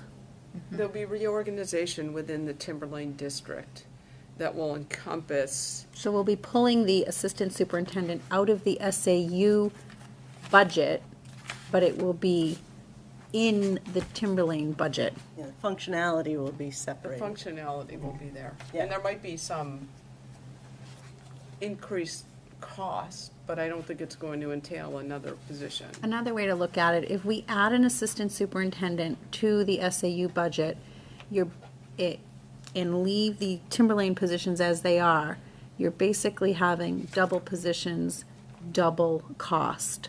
So we're saying pull it out of the SAU budget and leave it within the Timberlane budget. Except maybe an easier way to do this would be just leave it, because again, all SAUs have assistant superintendents. Maybe in terms of how this is gonna makes more sense to people is we leave it in the SAU budget, but we remove it from Timberlane's budget. So Timberlane is getting a cost savings. Well, that's what I was No, that's the same thing I was driving at, but I think it's easier for people maybe to understand in the reverse. So somebody's getting bumped out of Timberlane up into the SAU. Yeah. Okay. But that doesn't help in terms of when you look at the budget. Correct. That's that problem. It's- It's easier to explain, but it doesn't help in terms of the budget. Right, you'd have to note that somewhere, that this, that this position, it has a reduction on the, Yeah, maybe it's Timberlane better to budget. just write the new budget as you've done and take the assistant superintendent and put a caveat that position is already essentially funded within Timberlane somehow. There'll be a reorganization of the staff. Do we have in our Timberlane budget, John, a line, a salary line for, I guess they're all separate. No, that won't work either. I was just thinking like to be able to show, where one salary line might be. Yes, and we what- do. we do. We do. There are, for example, the executive director of curriculum and assessment, that's its own separate line in our budget. Yeah, we Yes. break the salaries down a lot more. Yeah, we have a lot of salary breakdown. You could pull that, you could So see maybe that. some kind of side-by-side comparison Yeah, yeah, chart of, yeah, I think that would work. Yeah, yeah. or even including, if we expanded this a little bit more to include these over here, And where they fit in. and then show where we are now versus where we're looking to go. So more colors. No, I'm not on the color, I'm on, No, no, no. I'm on my black and white sheet. But I tried the colors. too. You tried. I tried the, I was doing it. No, I think I was that's, wondering who did that. Thought it was her. That we was haven't me. quite sussed this out, but I think it was a helpful conversation, because we are gonna need to address this so that it will make budgetary sense and also operational sense. But I think we kinda know what we're looking at, so. I'll have to go back Jen, and you look can at go some back of and those. rewrite it. Well, I think going back and looking at how some other districts may have handled that would be helpful. Yeah, I haven't seen that, because I don't think I've seen such a large district withdraw from, I don't know. Yeah, we can go back and look, but I think everybody understands what we're looking at now. We're not saying we're not having an assistant superintendent, we're Right. changing the functionality within Timberlane and probably bumping somebody or a position up. Okay, so can we talk, before it gets too late, about the spreadsheet and budget? Do you want to go through the assumptions, Jen, that we made? Help me know what I'm looking at here. I don't either, that's why I want, before it gets too late, I wanna talk about this. Yeah, so if you rip them apart, let's put it this way, you'd see the trends over time. The pink line helps, right? And then you've got the three lines of the pro forma, but you've also got the historical budget lines as well. And then that last column that says draft estimate, we just made, again, just two quick assumptions to remove, again, the expense of the assistant super based on the feedback that we had gotten, and then went to the average super and business administrator, because as we know, we've got the highest paid of the three in the state. And so we've gotten ourselves into a situation where an unsustainable pattern of raises and bonuses and comp time, et cetera. And so we need to kind of break away from that a bit. But the next item, so so if we just back go up down one to second? 470, what? Come back up 1 second. I think you're missing somebody from the salaries. I'm only talking about the first six first. Yeah, the first There's only six. Yeah. So we went down to 5 on the top. We're still missing the business operations coordinator. No, That's it the changed. Got assistant changed the business. name. This is It wa- business. Was That's who it assistant is. business It was. administrator. Oh, okay, I'm sorry. Yeah, the name change, that was some of the other part, is hard to compile historical information when the names always change. Okay. So the takeaway on the first 6 salaries is going from 6 salaries to 5. And in the 2018, 2019, it was $660,897. And we came up with the estimate of $470,000. So that's almost, it's $190,000 in savings just from the top salaries. But most of that is reflected in the fact that you've taken out the assistant superintendent. Right. yeah. Correct. And also, when we look at the superintendent's salary, so that doesn't include the other incentives that we see. So if we look at what, in some of the other sheets that we had, our current super is salaries like 171, but when we look in the budget, our budget, it's much lower than that because there's incentives that are built in. So, in order So to compare, that and I one- get that, in order to compare apples to apples, are the other reportings reporting them the same way? That's who- So- Yeah, As we are, so, I mean, is it truly, what was that? 164, that 171, well, the true cost is 171. But if it's reported to the state at 164, then in order to compare apples to apples with what other supers are getting paid, we don't know what their, unpaid time off or unpaid Right. sick days are. We don't know that. And I'm sure they all have those as well. Yeah. I think Well- the Does that make DOE sense? strictly reports the salary. Right. But not the full benefit So package. this Right. number, I do feel that 135 is low. Yeah. We should bring it up. I think if you look at the average for ones our size, it's more about 150. Well, Agreed. Karen had, and I didn't bring the other spreadsheet, the one that, why didn't I bring these? Unless I folded it. I'm up. looking at Derry, Exeter, Governor. I mean, just because those were some of the early ones that we were looking at, they're all above 140. And unfortunately, we're in the Massachusetts line, so we are competing with Massachusetts schools. So we don't necessarily, we're competing with, Yeah, I would look, yeah, so pay if you, scale there, if so. you look at what, I would have to look at what, like, the Haverhill I actually- superintendent gets paid and the I number of actually- Yeah, schools. we also looked at employed. longevity, like Salem Super's we been haven't there looked for at- 35 years, right? So, We haven't looked at over the border that's to true. compare. We look at know that Londonderry that's is Well- 135, 136. Keene is another border one there at 151. And what's their student population? Of what? Which For one? Keene? 3,016, So right around. pretty similar. Dover is 143, they're at 3657 for students.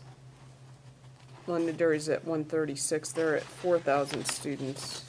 Nashua, another border town, is at 161, but they've got 10,000 students. Yeah. But, well, I'm just looking at, Wyndham, like, to your point 150, about yeah. border towns like that, and Yeah, it depends on. I wouldn't want to compare too closely because, with Massachusetts and the, taxes and all, Yeah, there's some equalization. that- Certainly. Certainly. Manchester's at 165, and they've got 12,000 students. Portsmouth is 150. So, I mean, I would, sure, you could bump that up, what, 15,000? I mean, I think that's, Yeah, I think if you look at the state, Especially asking a new super to move into and create and be responsible potentially for hiring an entire new SAU. So the responsibilities will not be, stepping in, as somebody retires. The responsibilities would be much greater. I'm afraid that if we try to go bargain shopping with our estimates here, that's what we're going to get. In the first year, will certainly be heavier lifting than, the average superintendent position in the state, I would imagine. Although Well- potentially less because you're only dealing with one entity, not three. right. Yeah, but a lot of these SAUs are only dealing with one entity as well. On the other hand, at least in higher ed, anytime we get a new president, they do like to clean house. So it can be an advantage to not to bring your own people in. It can make it easier. Yeah, On so the flip if you side. get that person, Well- we're not gonna get them I wouldn't want to get that person at a discount, right? But anyway, philosophical. So yeah, So that if we add 15 I that- think would be. If we add that, to put that up to 150, then that brings that number up to 485. Which is still significantly less than the 660. Correct. Yeah, or 661. So then, there's 8 full-time people. Well, we bumped up the receptionist to be the full-time salary, right? Because we're already paying that anyway. Can somebody explain that to me? Because I mean, I don't. You're not the only one. Yeah, I am struggling with that part-time reception. I know you tried to explain it to me last time, Kathy. So we have a receptionist right now who works full-time, right? Full-time. And she's paid, I'm assuming, for working full-time. In oh gosh, But isn't she's some of these budgets. half-time Timberlane, right? So And you have then she staff splits the here. other half. So the dollar amount that's in these is the half, the 50%. is only half, so you 50%, have to yeah. double. Yeah. So Yeah. it's the Double the 50% of salary. what the SAU pays, because they also provide services for this Timberlane staff that reside in this building as well. So the other half of that salary is paid strictly by Timberlane. Yeah. So Yeah, we've gone back and forth, but she's right. We shouldn't have doubled that salary because they're already getting paid half from Timberlane anyway. The SAU part wouldn't change. Well, this person would, yeah, so, I mean, you wouldn't double it, but you would reduce that on the Timberlane side. Yeah. So, It would So- be, that would be one of those areas where you'd Yeah. have to have a reduction, but you'd still have to pay them. Yeah, You so- wouldn't pay them from We're the not same talking budget about line. Yes, reducing we're the just talking person about or the delta. hours. No. It's just the pots that it's Not going with the to come reception, from. but we did take the 8 people who were in the support salaries and assume that just 2 of those positions would be removed. Please don't look at which row we took. We just took 2 of the average salaries, assuming that, that there's going to be synergies with what we have with Timberlane already, plus Hampstead is, 23%, so we decided 2 out of the 8. So why that- does it look like 3 blank spots on the draft Because estimate? there's so many increased people in the last year or 2, it's crazy. It was hard to follow everything with all the different prorations and everything. So taking 2 out of the 8 out 3 blank here, and there's only 2 blank here. because the workload with students would be, It's not with the students, it's, excuse me, yeah, but also yeah. like support personnel, right? You don't have to do as many evaluations for HR because you don't have as many there's no- people but to you still evaluate. need to do, I don't know what that. you still need to do the evaluations. Your job Maybe that's functions just are better, the same. you know? You just have to do it There's far nothing fewer there. people. So you think that's a 25% discount? Well, again, when I was discount. talking with discount, no, it's when I was talking with Jen, is again, that there's the being able to have the synergies with what's in Timberlane, plus some of these people do a lot of work for Hampstead. And so Yeah, that I was thought just that's the how- overriding so assumption that we If a just lot of made. and I buy that, if you're saying it's because a lot of people cross work Which, with yeah, Hampstead, it's because and the we should positions have reflect that. changed. I thought that's where we were taking out this assistant superintendent. The assistant superintendent, right, let's just say, is all Hampstead, right? Say superintendent, assistant super is 90% Hampstead, and So let's say the at- super at given is points in time, 15%. At given points in time, they have concentrated in Hampstead. We all accept that. We don't know what it currently stands at now, but we're accepting that given points in time. But so I don't think you can take that job function out and then discount the 25%. 2 out of 8 functions are not going to be required with Hampstead gone. I think we're unrealistically trying to cut too deep to the bone without understanding, or at least I don't understand, how if you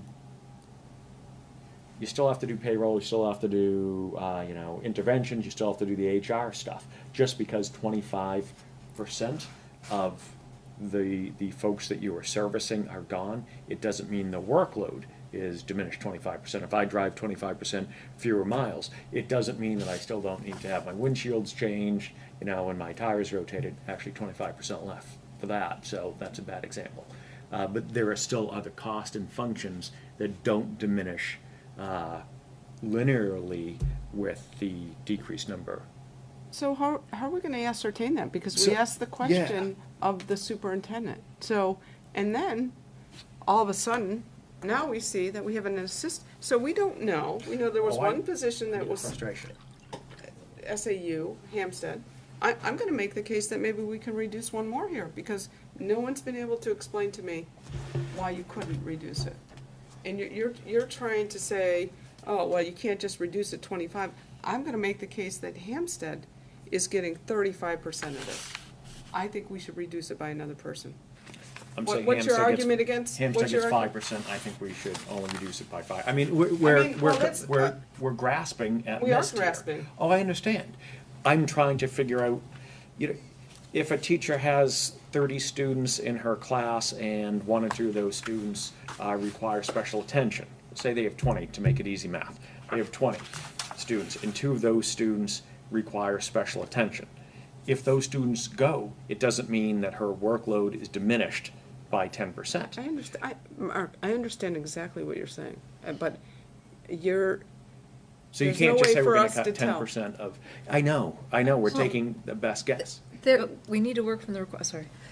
In the job descriptions, And in the job descriptions that we have, there was one position, and I think I reflected it in There the was work one. that we did, that seemed pretty much dedicated to Hampstead. And in that 2002 report, that was another position that they had reflected also, at that time, was also primarily Hampstead, and that position should come out of SAU55 and go with Hampstead if that was the direction that they chose to go. So they were making that assumption that if there's, I hope that's the case. That Less- was 17 years ago. I honestly do not know where things but I stand mean, the now. job descriptions That's the still current look job the description. I'm same. talking about the assistant super dedicating that time. No, I that thought was that's the what you're- 3 I years thought that's ago. what you were 2015 referring as to. well. That was 2015. That wasn't 20 years ago. Well, it was that both. It was statement- both. Well, it was both. It was Yes. both.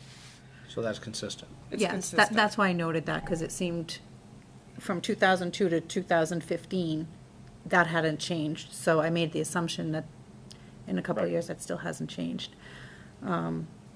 I'd rather be looking at our requirements and for the given personnel we have and with the software we have and you know, How do we fit that in? can we outsource some of this stuff? How can we do that? But, and as we said before, is, we don't know of the staff how much time they spend on Hampstead. It's possible Timberlane is subsidizing Hampstead. And so we don't know, are they really getting 20% of the time, or are they getting 35 or 40%? We don't know. So we had to just make a quick assumption as a starting point, so. We knew there was at least one that Yep. we've seen that's dedicated directly to Hampstead. Correct, yeah, we got that feedback from Jen. Right, so, so that supports at least one reduction in that stuff. Would it be helpful to look to, I think what Mark and I, what we tried to do was not look at the numbers piece of it, but just look at the function piece of it. So to look at the function piece of it, absent any numbers, and figure out what is, how, if we went forward with the withdrawal, what would the SAU staffing look like?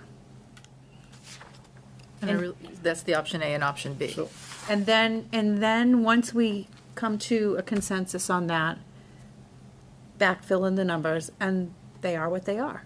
yeah, and then what you could do is you could take that, show that's what it is, and then show an offset if you've moved people from the Timberlane into that. Show a reduction on the Timberlane budget that has an equal increase over here, so you kind You're the of. budget guy. So, but I mean, so we're gonna be looking at, this is an SAU staff, Right. and these people currently are within the Timberlane budget, but they would be listed under the SAU. So that job role was it's all gonna be one budget in the end. Well, and I'm not even sure we need to, when we look at putting a plan together, do we need to outline every single position and every single salary, or do we outline, these are the positions, this is the salary line? I don't even think, just looking at others, that we are going into way more Way more detail detail, yeah. than any other withdrawal plan that I've read. Yes. And I've looked at many of them as you have. I For the- blame it for on the the- chair. For the plan, yes, but for an understanding of the cost, we have to be able to put Right. Yes, that I number. agree. Right. But But- I'm saying, when you number put out the plan, I don't think it needs to, I don't This is- think, I'm still Yeah, working on, probably right. is Yeah. it advisable? And I have to know the numbers and what it's gonna end up to be to say it's advisable.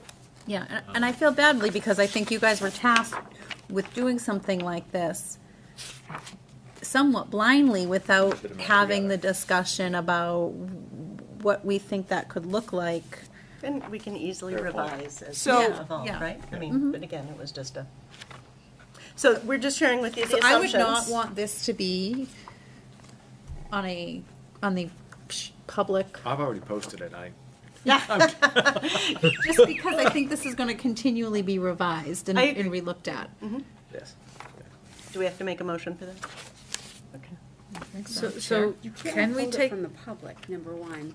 Number two is that what you can do, what I've been doing for the packets, is that I have been putting the dates of the packets. Okay. So that if you want to know the most current version of something, you would go to the latest agenda packet for that.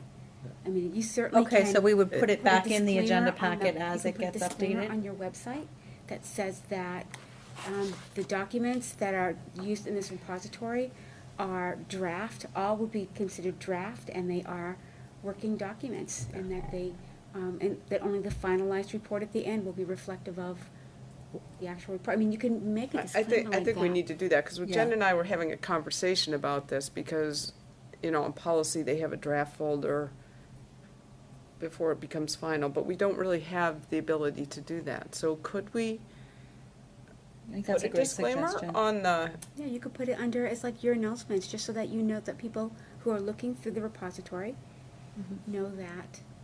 I think these you are worded working that documents. very nicely. Don't ask me to say it again. I mean, if you can come up with some sort of wording and add that, I guess, to the website or the header of the website, just so that this is. I would feel better about that. I'm so uncomfortable with. I know, but this is I now know. a public document. I because we know, are and that's all why I sitting have here this like looking at it. constant struggle with that, but I Even think that's a before, great as soon idea. as you email it, it's a public document, It is because a somebody public can do it document, 91 yeah. They can request it, you know, Right. all emails, and they'll get the attachment. Yeah. So as soon as we disclose it in email it. public session. It's, So, Yeah. so this will get posted, but we're just, if you put the could, disclaimer up. I mean, Put a draft disclaimer on up. everything. Yeah. As of date. just a reference that all documents submitted are considered draft. Okay, And the final Thanks. So version we're will be publishing- reflected in the final report. all right. So, if we could just get back to this budget, because I'm trying to keep these meetings to Oh, well, about so 2 so hours that or brings, so. it brings and again, the 20,000 that we added for the receptionist, that we probably shouldn't have because it really doesn't change, that can weigh out the difference of the super salary, Okay. right?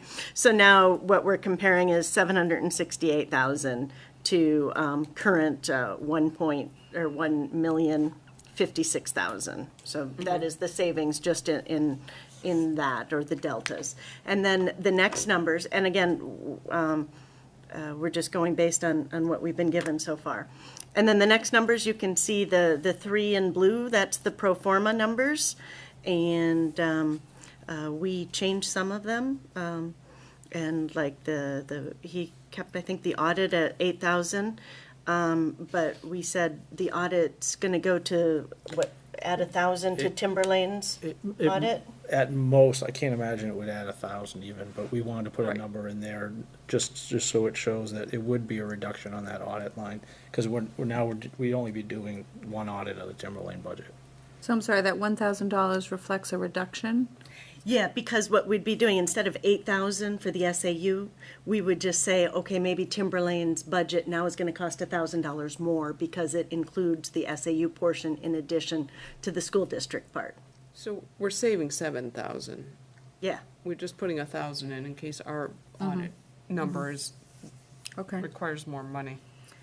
and then a lot of these numbers, you can see we just kept the same as what Mr. Dowd had put in, except like the technology services, I think we kept that roughly at what his first estimate was at 115, just because we didn't understand.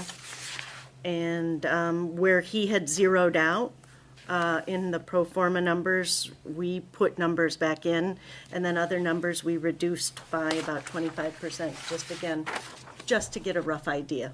But legal services went way down.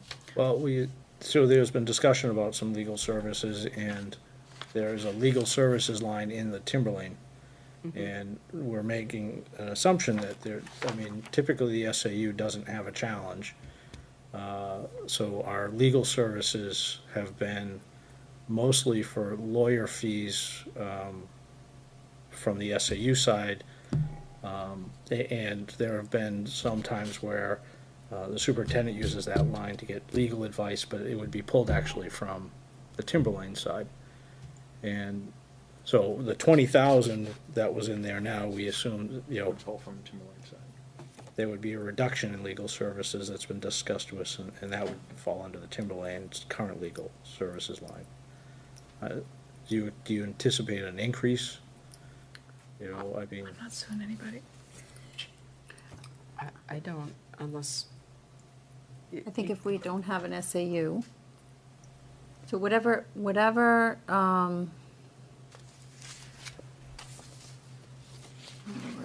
So- We just estimated that add 2,500 from SAU budget and give that to Timberlane, that might be the potential increase in legal services. So Right. some of the challenges with the, having the three different entities is you have to have multiple lawyers involved. Because one represents the SAU, one represents the other school district, so we have got multiple lawyers that would have to be, and each one sometimes is being tasked to give an opinion on the same thing. Yes, we've seen so- that happen So- more than once. So it's an assumption there'd be reduced legal requirements. Correct. So we dropped That it down. very well, John, thank you. Yeah, it clicked. I don't know if you heard that, but it clicked. Thank you. Thank you, John. And then if you flip over, you see the other items. Again, we're mostly following what Mr. Dowd gave us, but then on occasion, like the employee insurance, if we're reducing, the head count, we certainly don't see that number increasing from 367 up to 412. We would actually see that number, and again, we just did an estimate of 25% of what Can you his say where you're 412. starting from, please? Where are you at? 2019 Employee to 20. insurance, Last Oh, page. insurance, okay. yeah. There we So are. he's, for 2018, 2019, it was budgeted at 396,800. And then you've got the three pro forma lines, depending upon which year would withdraw. And he showed the number continually increasing. Again, the assumption that Mr. Dowd made is that the head count would remain the same. So that's why we reduced that number down to 300,000. Again, we're just, spitballing. And it came out to, 1.4 million. 1,433,166, again. So what year is this for? This would be going forward. This doesn't include the 2022, assuming we wait till all the contracts expire. That's. And this doesn't include Mr. Dowd's assumptions on the additional payments and the liability, so that's something that needed to work out. Does not include it. Okay, so this Right. is 2022. Correct. Okay. Yeah, Yeah, because I think we thinking were that still looking overlap. for clarification on Yeah. liabilities. it would be a one-time fee, so. Why are the utilities, do we know why the utilities were zeroed out in the pro forma? I'm not sure. It seemed to be things that were related to the building that were zeroed out. So custodial. We'll try to get the Oh, answer. that was part of those, earlier. the other lines, That was yeah, earlier. okay. Yeah, where Mr. Dowd zeroed them out, and we just decided to keep them because we're still gonna heat the building, right, so. I also, that employee insurance line, I think the other assumption that was made in there, and probably rightly so, was that employee insurance tends to go up over time. So I'm not sure that 300,000, Well, but So- I understand why you put that in there, because you're assuming fewer. yeah, but they are taking it up, because if you took 412, which is what the pro forma had, and knocked it down by 25%, you get 300. So they've factored in the Okay. increase on the insurance.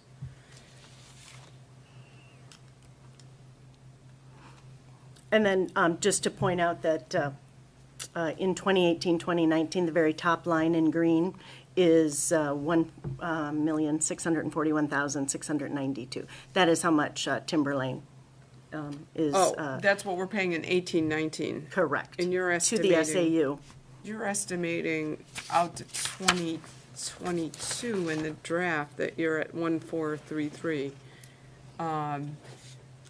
So our objective was that we at least felt comfortable that we could operate at least under what we're currently spending. As to the amount, obviously, the details need to get worked out. And we thought that that was the biggest question that the voters wanted to know.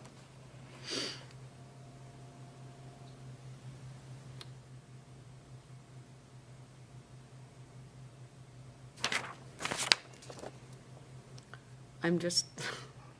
We do I have think way too 20, much. oh, 2019, 20, okay. But no, we have this number. I don't know. I've got so many drafts of it, I don't know which one is correct. So so in between those two greens is an empty box. We have that number. It's in the pro forma line, actually, above the blue box, the 1,589,325. Oh, okay. And that what is budgeted, right? Yes. Yeah. Okay. Okay. So it did go down from the 1.64 million. from 2018, 2019 to 2019, 2020. No, what I'm getting at though is we just did the SAU budget for 2019-20, the current, Okay. Right. which would be that box in the middle. Oh, the Oh, salary okay, line? so I just don't have No. that information. This Okay. right here. This total, this is what Timberlane's paying this year, Oh, but we have that. yeah, we have it somewhere. I don't think I have it with me. Oh, wait, it's,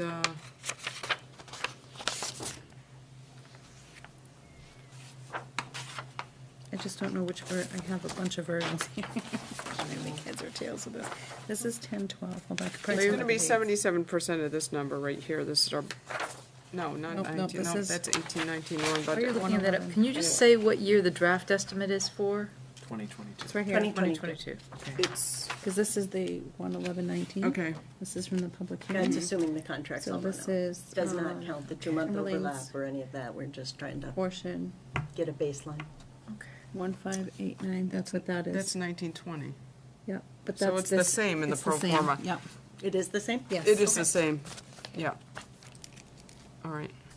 Did everybody follow what I was just doing there? I don't wanna She keep- just filled in the middle box at the top on this one, because it's the same 1599. number as the pro forma. Okay, so, we'll Interesting. mull this over then. So, Okay. I'm trying to find it. So Oh, what there was it is, that- what was that for 1589, again? 325? Yep. Okay, 1589, okay. it's from down here. so let's just talk a little bit about, we have a meeting scheduled for next Tuesday, which we can certainly have, we can give people time to mull this over a little bit more. And if people have time, they can do some more, work on those sections. And then we have a meeting on the 18th. We talked last time about scheduling further meetings. And I did ask the superintendent his availability, because I do think it's important that he be able to attend the meetings. I don't know, is Mr. Dowd available on the 18th? I don't know if he's available on the 18th. I believe that there are some other activities that it's all predicated on. I don't want to talk about it in public, but I don't believe, I'm not sure that he's available on the 18th.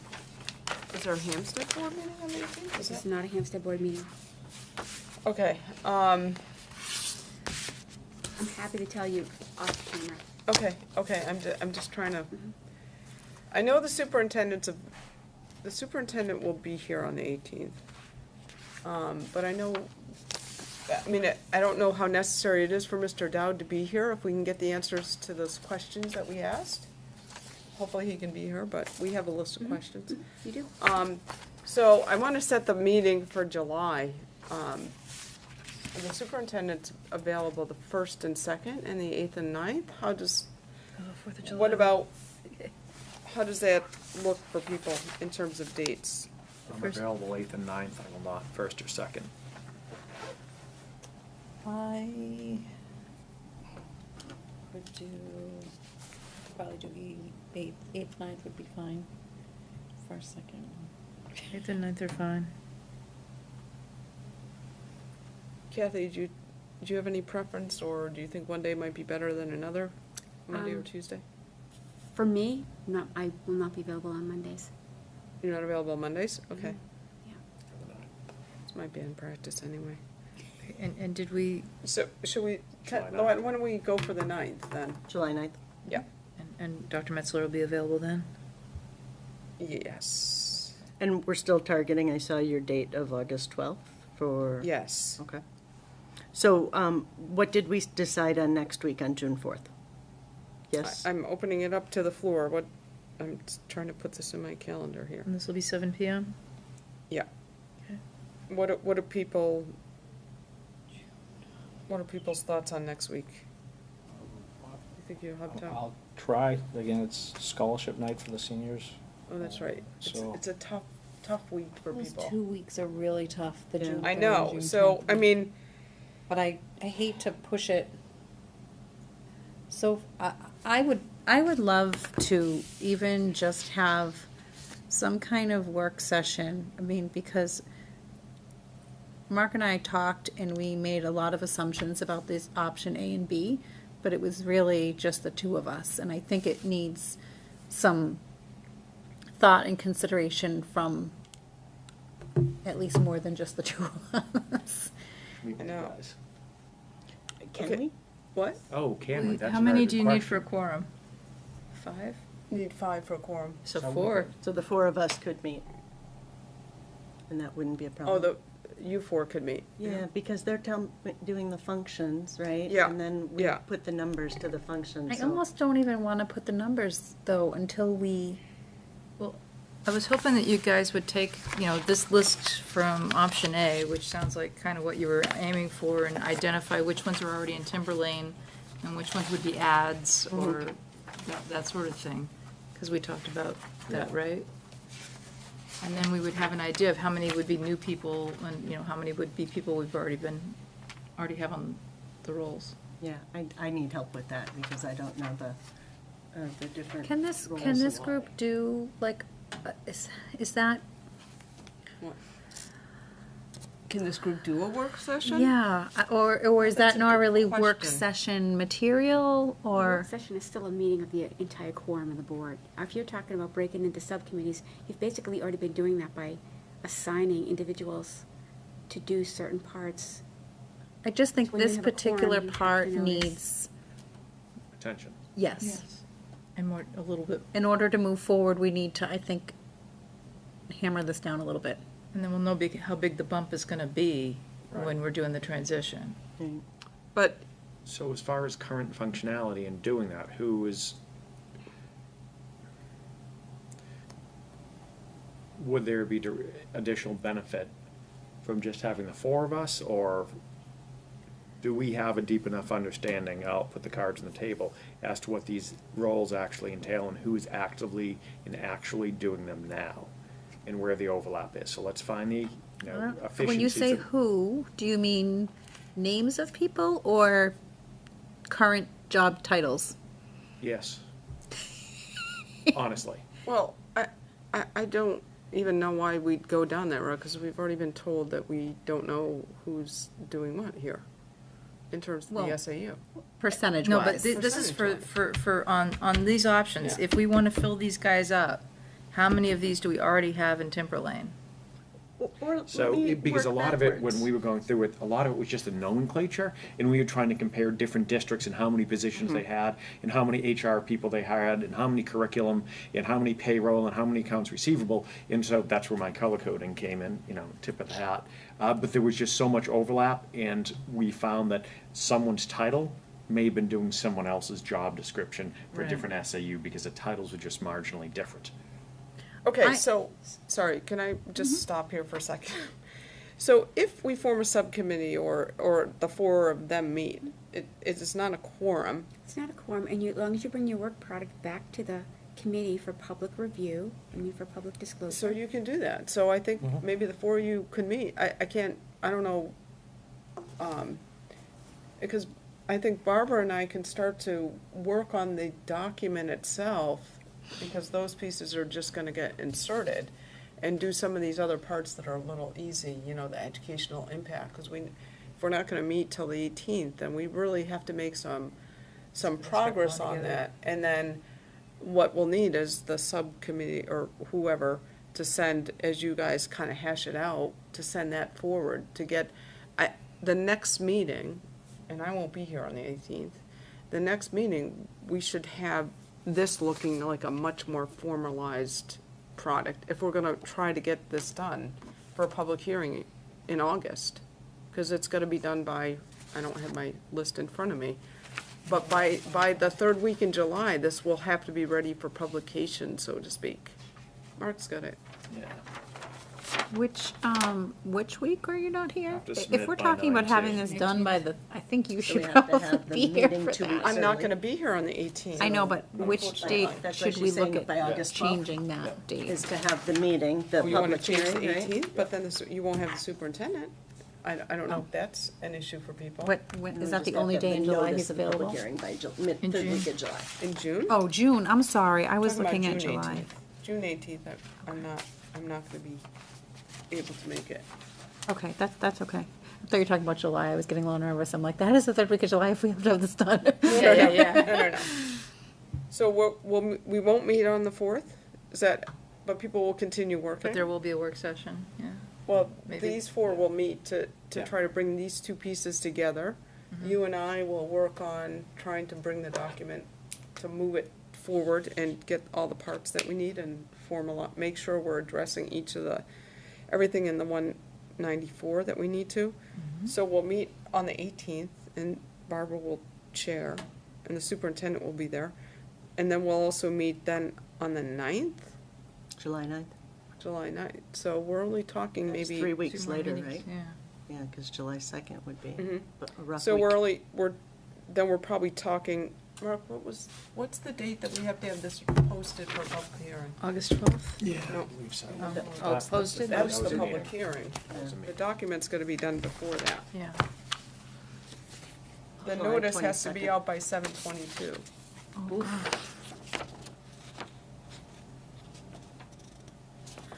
Unless we push it back another, I think we can do it, though. Yeah, I mean, we're not that So the far off. question I was gonna ask earlier is, we know that all of this data and all of the analysis we're doing isn't gonna go on the ballot, right? Right.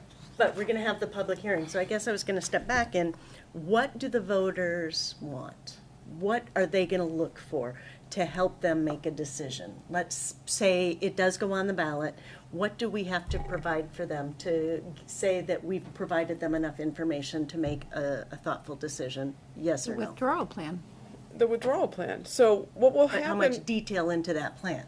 well, you've looked at other withdrawal plans. yeah. I would anticipate that this withdrawal plan will be probably 20 pages. Okay. That's minus appendices. I think that's Appendices, really, I like that's to a be concise. that's a very in-depth withdrawal plan compared to what Okay. I've been reading. Okay, 10 to I mean, 15 I think it's pages. great, but I'm just saying, 10 to we 15 have pages. so much information We have a here. lot of I but think we need most to of start them's gonna go into- paring it down. Yes, most of it's gonna go in, and that's what Barbara and I are gonna work on. Most of it will go into appendices if it even goes in. Yeah. I haven't really looked at appendices on other plans. And then, so that will get posted, that will be posted for the public hearing. Then I would imagine that we'll do, I guess I will make up a short presentation to present, and then we'll open it for questions. So I think the big thing for the public hearing is gonna be, how much is it gonna cost if we withdraw? And what are the non-fiscal advantages of withdrawing? And I don't think I would do more than 3 or 4 slides, kind of. Okay. I was gonna say, because not everybody's gonna read a 20-page document. No, so I try to pull out some of the things, and to be honest, There's a first-year cost, and then is there? a supplemental, so, Is it the same Right. from that point, or is there a cost to set up, and then after that? yeah, a lot of times you see a cost to set up, and then, but I think what's gonna be the most difficult on this, it seems that we're in agreement, is this transition year, and how, and that's gonna be the hard part for you guys, is to figure out the costing as we move The through current there. obligations. Yeah, Contractual. That was a theme when I was reading these, about recognizing that there would be some first year, and I think Yeah. when they looked at the first year increases, they were looking, I think setup transition was kind of the same thing. So. okay. And I guess also the timing, we don't, when do we expect to start seeing new people come in with the SAU? When do we start thinking we'll have a new separate one? Yeah, so, I mean, I was given the suggestion of a 3-month time frame to set up, but it really depends if, It really depends too, it depends on who, I mean, I think I would go with that assumption of a 3-month timeframe, Yeah. and that you're gonna need at least one, the superintendent or somebody who bumps up to, and at least one strong finance person to make sure that all transitions into the new. yeah. And again, it depends who, you may not have as big a cost if you're bringing your SAU employees over into the new SAU. It's, All right. A lot of assumptions. Okay, so anything else before we All right, break so up? did we decide June 4th or not? Oh, we You didn't. said June, Well, I you don't, were canceling. I think we're canceling the 4th because I know people have Does that commitments. date still work for the four of us, though? Do we want to keep that date on our John's- calendar? That's what I was going to ask, but we might need to push it back for you, John? Well, are Does you going to the I scholarship? think I'm going to the scholarship So as Mark well. and I both have seniors at scholarship. Okay. Well, the four of you then We can can discuss, yeah. discuss Yeah. it. Just be aware that, you know, in some sense, you're a subcommittee of this committee, so those emails are subject to right to know, because it would be an official function of this committee. Right. And should we, It's not like you're just emailing back and forth, so to speak. and should we be sending our work product to them before June 18th? Just to give them some time to give feedback, or? Yeah, though everything should come, in terms of the flow, it should come as you work through things, that if you have more to give us, it should come to Barbara and I, and then we'll put it together. But we don't want to distribute it to the rest of the, With BCC? well, we're not really supposed to be doing that. So you have to be open with who you're sending things. You have to be open with who you're sending. It should come to us, and then, you know, we have to have a meeting and let people review it at the meeting, and then have time Why to can't it comment. be disseminated to the rest of this group? Mrs. Belcher's CC been all? disseminating it. Yeah. It can't, I I may have mean, but misunderstood. typically, usually what happens is it gets disseminated, As an agenda packet. as an agenda Not as a packet, back and forth not as a deliberation back and about how to put it together. Yeah, so that's why you can't be deliberating on something by email. It's, which is why you can't use Google Docs and then allow everybody access to that, because then you're actually having a meeting by having work products. So everything needs to come to me and Barbara, so, and then we'll just have to put it together and then put it into the next agenda packet. I mean, it makes it a So little the- hard, but. It does, I mean, it does, because when we have such data-rich information, I think one of them rolled out tonight at 4:30 that I didn't see until I got home. So I mean, there's absolutely zero time to digest the information. So if it could be, I don't know, I'd like to have more time to review the information. I think you guys would as well, once we get together, rather Well, than, and For and I the- know it was For the just. next meeting on the 18th, we can send the agenda packets out sooner than the day Try of. to get It's the just our agenda meetings packets out have on the been- 14th. Huh? Try to get the agenda Yeah. packets out on the 14th, so then Yeah, people have the it's just that weekend. our meetings have been so Yeah. compressed and you have holidays, yeah. How they about when don't- the information's in, could we get it regardless of when the date is, whether it's the 14th or the 13th or the 12th?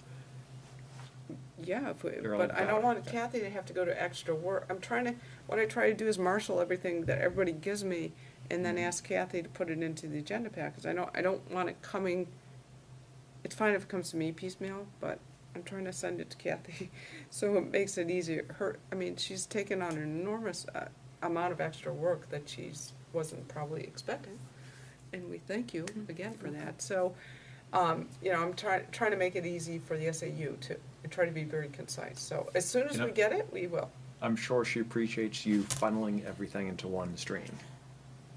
So, Once Kathy has the stream, yes. CCing it to everybody else Yeah. would be Yeah, perfect. yeah. You just have Okay. to make sure that you back up your timelines of getting your things to Dr. Farah Yes. timely, so that she can get them to me timely, and then I can get them to you timely. Yep. So for the 18th, try to get everything to us by the 13th, Thursday, end of day, the 13th. So we have Friday to put it together and send it out. Yes, definitely.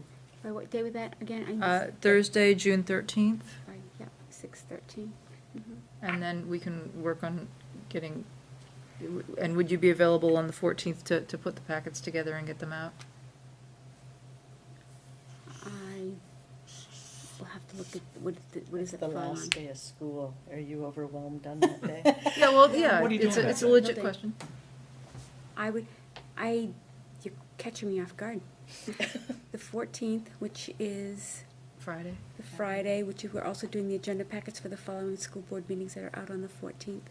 So, That doesn't work so well. as long as you're not waiting, hopefully you get it to me as soon as, we'll just try to make it work. It's bottom line. I mean, I do have deadlines on those Fridays before school board meetings. Okay, so I'll if get we those got it agenda to packs you on the 12th, by Wednesday evening, the 12th, would that be a little easier for you? Okay, Which let's means aim we for. have to get it to you That's right, guys. that's right, and that's the whole part Right. about And so backing we it have up. to meet, is Monday, June 3rd, is that an option for everybody? But you guys can figure that out offline after we're done. Is- Is there anything else before we adjourn? I don't think so. You can do it. You'll have it done. Barbara and I have got a lot of work to do too, and we'll enlist Sabrina to help us out. Okay. Anything else before we adjourn? But look at it this way: if we get it done by No, I'm happy Middle to of get it July, all done. then These dates just keep like bumping up. I know. And I look back, I'm like, oh my gosh, what's today, the 28th? And I know. I was just thinking that we had time, and I would look. That's not very much time. It's still. We'll get it done. Look at all this that we've gotten done already. We need to start just organizing, We're gonna. streamlining. We're gonna start organizing this. We made a good start on this one, and it will continue on. So. Very good. All right. So sounds good. All right. Thank you. So we'll adjourn at 9:23, and we will reconvene on the 18th, and Barbara will chair that meeting. So if you're not going to be coming to a meeting, please let me know, because we need 5 for a quorum, and you can see we've got 6. So. Make sure we have a quorum. Thank you. All right. Thank you. So Yeah, are you so shaking your head no? Yeah, June I'll 3rd, I was second. just looking at the schedule. I We're done. have Yeah.